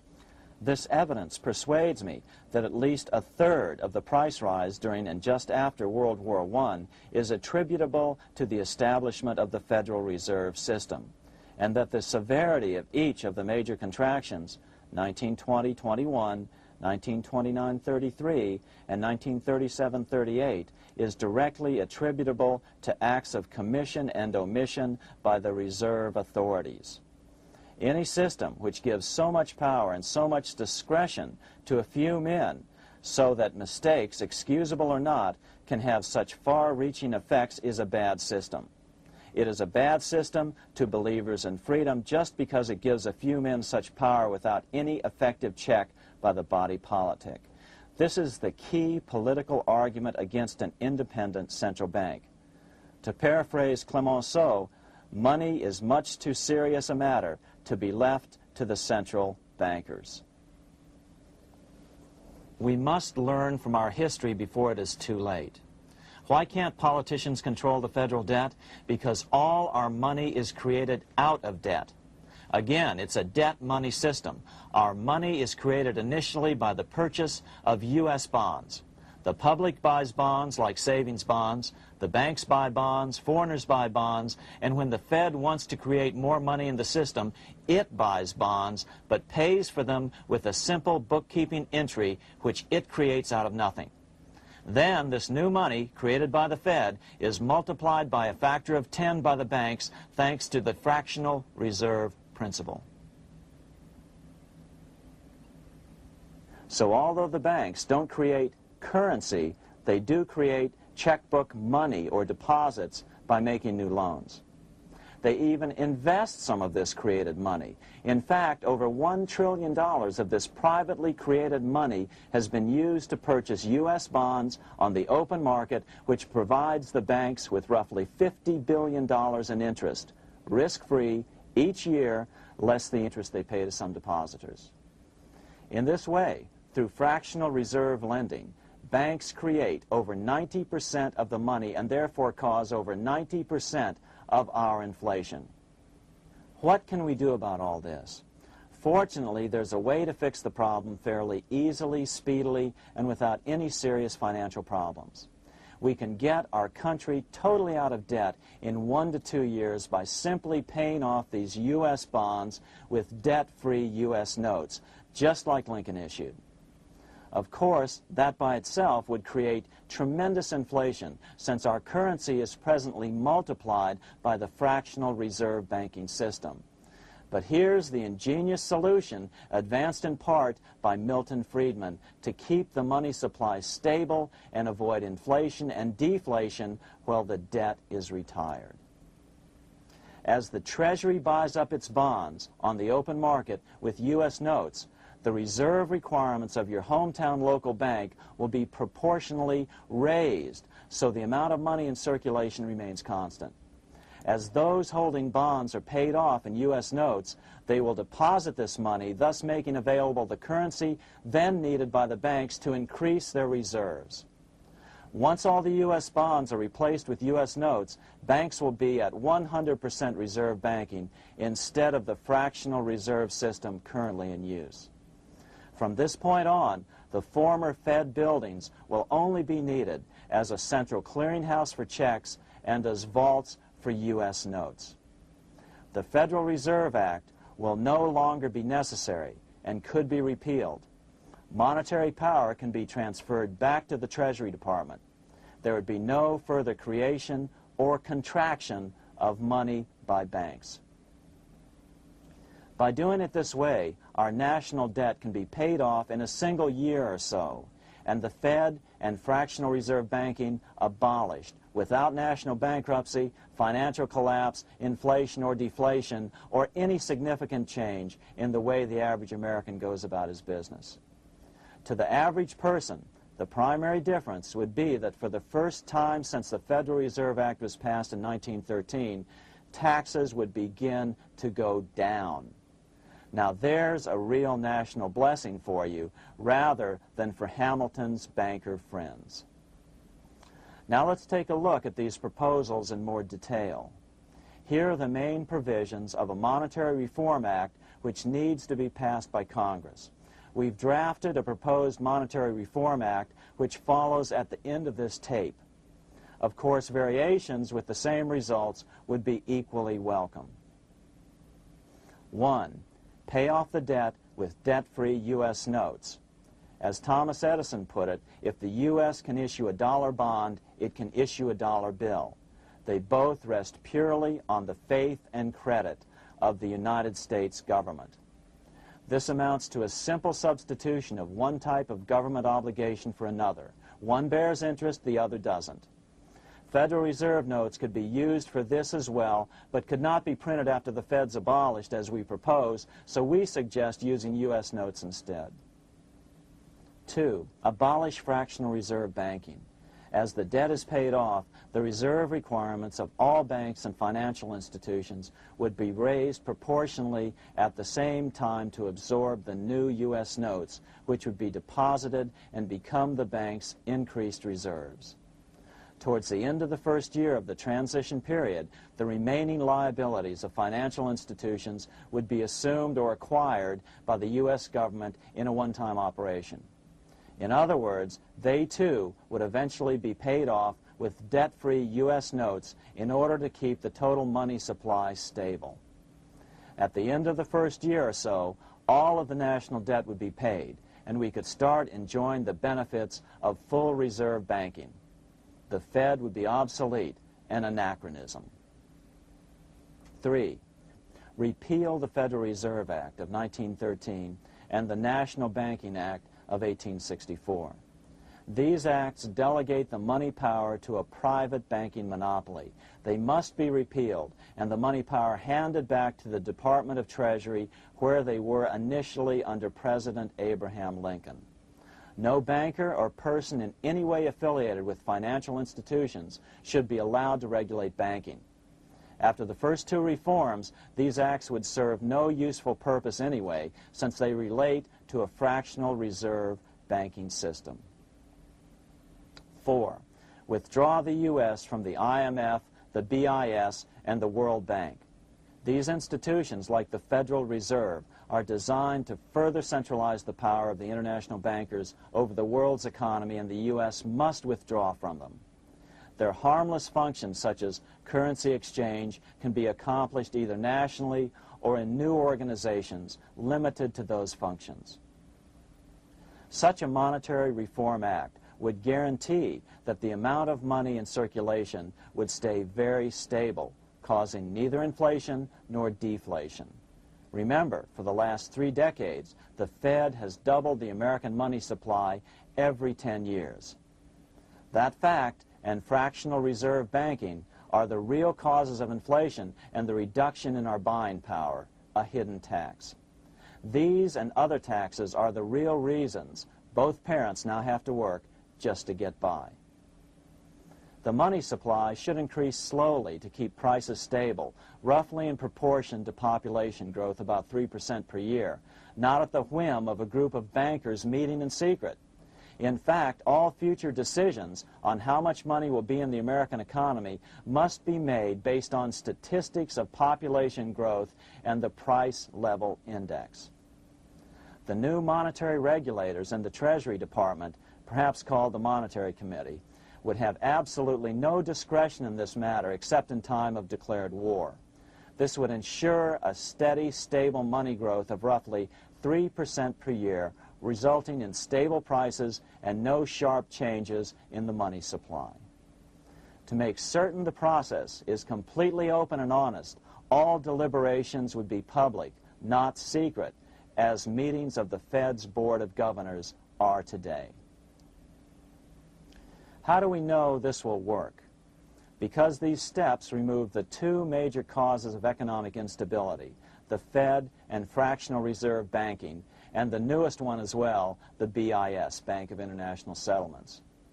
But most importantly, the danger of a severe depression would be eliminated. Let's listen to Milton Friedman on the single cause of severe economic depressions. I know of no severe depression in any country or any time that was not accompanied by a sharp decline in the stock of money, and equally of no sharp decline in the stock of money that was not accompanied by a severe depression. Issuing our own currency is not a radical solution. It's been advocated by Presidents Jefferson, Madison, Jackson, Van Buren, and Lincoln. But it's been used at different times throughout Europe as well. Perhaps the best example is one of the small islands off the coast of France in the English Channel. Called Guernsey, it's been using debt-free money issues to pay for large building projects for nearly 200 years. Here we are on Guernsey, and this is the Guernsey Flower and Vegetable Market. Guernsey is one of the most successful examples of just how well a debt-free money system can work. In 1815, a committee was appointed to investigate how best to finance this new market. The impoverished island could not afford more new taxes, so the state's fathers decided to try a revolutionary idea: issue their own paper money. They were just colorful paper notes, backed by nothing, but the people of this tiny island agreed to accept them and trade with them. To be sure they circulated widely, they were declared to be good for the payment of taxes. Of course, this idea was nothing new. It was exactly what America had done before the American Revolution, and there are many other examples throughout the world. But it was new to Guernsey, and it worked miracles. This market is still in use, and remember, it was built for no debt to the people of this island state. But what if we follow Guernsey's example? How would the bankers react to these reforms? Certainly the international bankers' cartel will oppose reforms that do away with their control of the world's economies as they have in the past. But it is equally certain that Congress has the constitutional authority and responsibility to authorize the issuance of debt-free money, U.S. notes, and to reform the very banking laws it ill-advisedly enacted. Undoubtedly, the bankers will claim that issuing debt-free money will cause severe inflation or make other dire predictions. But remember, it is fractional reserve banking which is the real cause of over 90% of all inflation, not whether debt-free U.S. notes are used to pay for government deficits. In the current system, any spending excesses on the part of Congress are turned into more debt bonds, and the 10% purchased by the Fed are then multiplied many times over by the bankers, causing over 90% of all inflation. Our fractional reserve and debt-based banking system is the problem. We must ignore its inevitable resistance to reform and remain firm until the cure is complete. As the director of the Bank of England in the 1920s, Sir Josiah Stamp put it, referring to this modern fractional reserve banking system, "Banking is conceived in iniquity and born in sin. Bankers own the earth. Take it away from them, but leave them the power to create money and control credit, and with the flick of a pen, they will create enough money to buy it back again. Take this great power away from the bankers, and all great fortunes like mine will disappear, and they ought to disappear, for this would be a better and happier world to live in. But if you want to continue the slaves of bankers and pay the cost of your own slavery, let them continue to create money and to control credit." Americans are slowly figuring this out. Today, over 3,200 cities and counties have endorsed the proposal of a nonprofit organization called Sovereignty. The Sovereignty movement calls for Congress to authorize the Secretary of the Treasury to issue $90 billion per year of U.S. notes, not Federal Reserve notes nor debt-based bonds, to loan money interest-free to cities, counties, and school districts for needed capital improvements. Remarkably, and to their praise, the Community Bankers Association of Illinois, representing 515 member banks, has endorsed this sovereignty proposal, a good step in the right direction. As Milton Friedman has repeatedly pointed out, no severe depression can occur without a severe contraction of money. In our system, only the Fed, the Bank of International Settlements, with U.S. bankers' cooperation, or a combination of the largest Wall Street banks could cause a depression.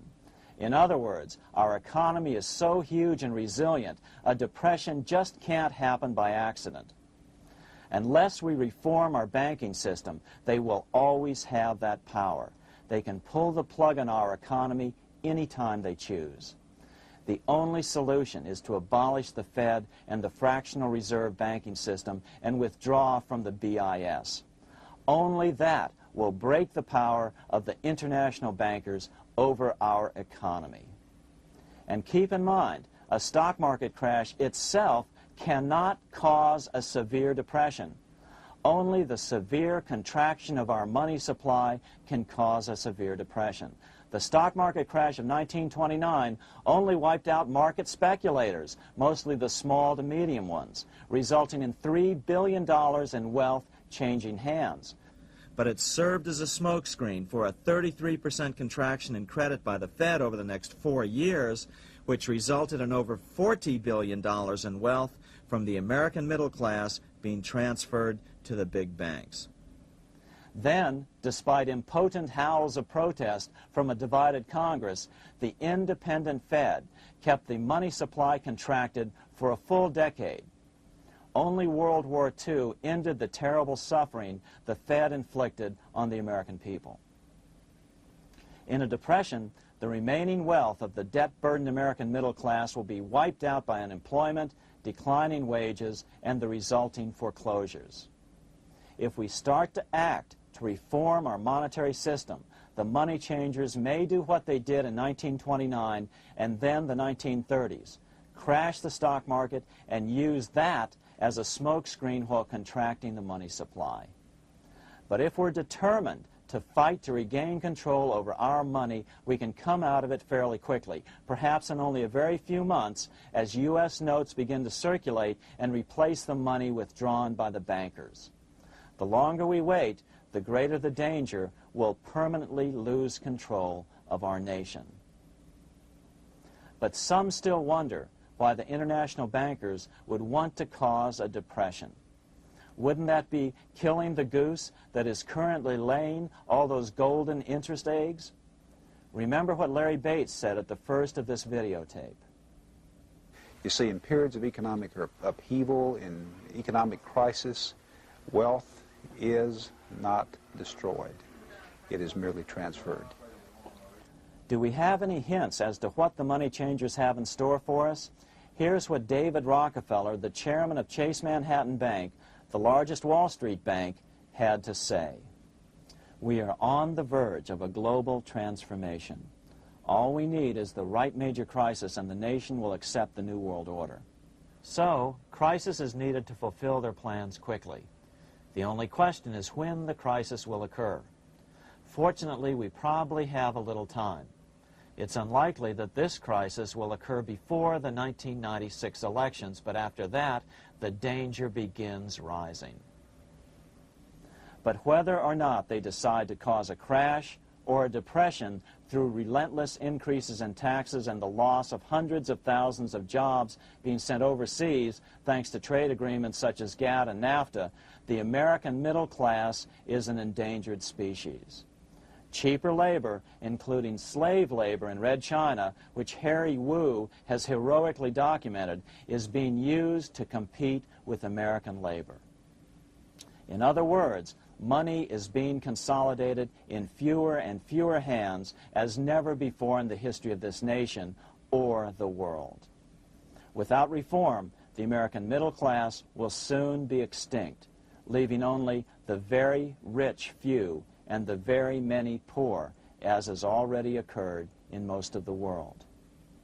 We've been warned of all this by congressmen, presidents, industrialists, and economists down through the years. Religious leaders, too, have seen the danger. About 1898, during the time of William Jennings Bryan, Pope Leo XIII put it this way. On the one side, there is the party which holds the power because it holds the wealth, which has in its grasp all labor and all trade, which manipulates for its own benefit and its own purposes all the sources of supply, and which is powerfully represented in the councils of state itself. On the other side, there is the needy and powerless multitude, sore and suffering. Rapacious usury, which, although more than once condemned by the Church, is nevertheless under a different form, but with the same guilt, still practiced by avaricious and grasping men, so that a small number of very rich men have been able to lay upon the masses of the poor a yoke little better than slavery itself. More recently, during America's Great Depression, Pope Pius XI spoke of the same problem. In our days, not alone is wealth accumulated, but immense power and despotic economic domination is concentrated in the hands of a few. This power becomes particularly irresistible when exercised by those who, because they hold and control money, are able also to govern credit and determine its allotment. For this reason, supplying, so to speak, the lifeblood to the entire economic body and grasping, as it were, in their hands the very soul of the economy, so that no one dare breathe against their will. Educate your friends.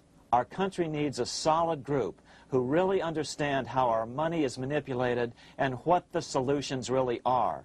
Because if a depression comes, there will be those who call themselves conservatives who will come forward advancing solutions framed by the international bankers. Beware of calls to return to a gold standard. Why? Simple, because never before has so much gold been so concentrated outside of American hands. And never before has so much gold been in the hands of international governmental bodies such as the World Bank and International Monetary Fund. A gold-backed currency usually brings despair to a nation, and to return to it would certainly be a false solution in our case. Remember, we had a gold-backed currency in 1929 and during the first 4 years of the Great Depression. Likewise, beware of any plans advanced for a regional or world currency. This is the international bankers' Trojan horse.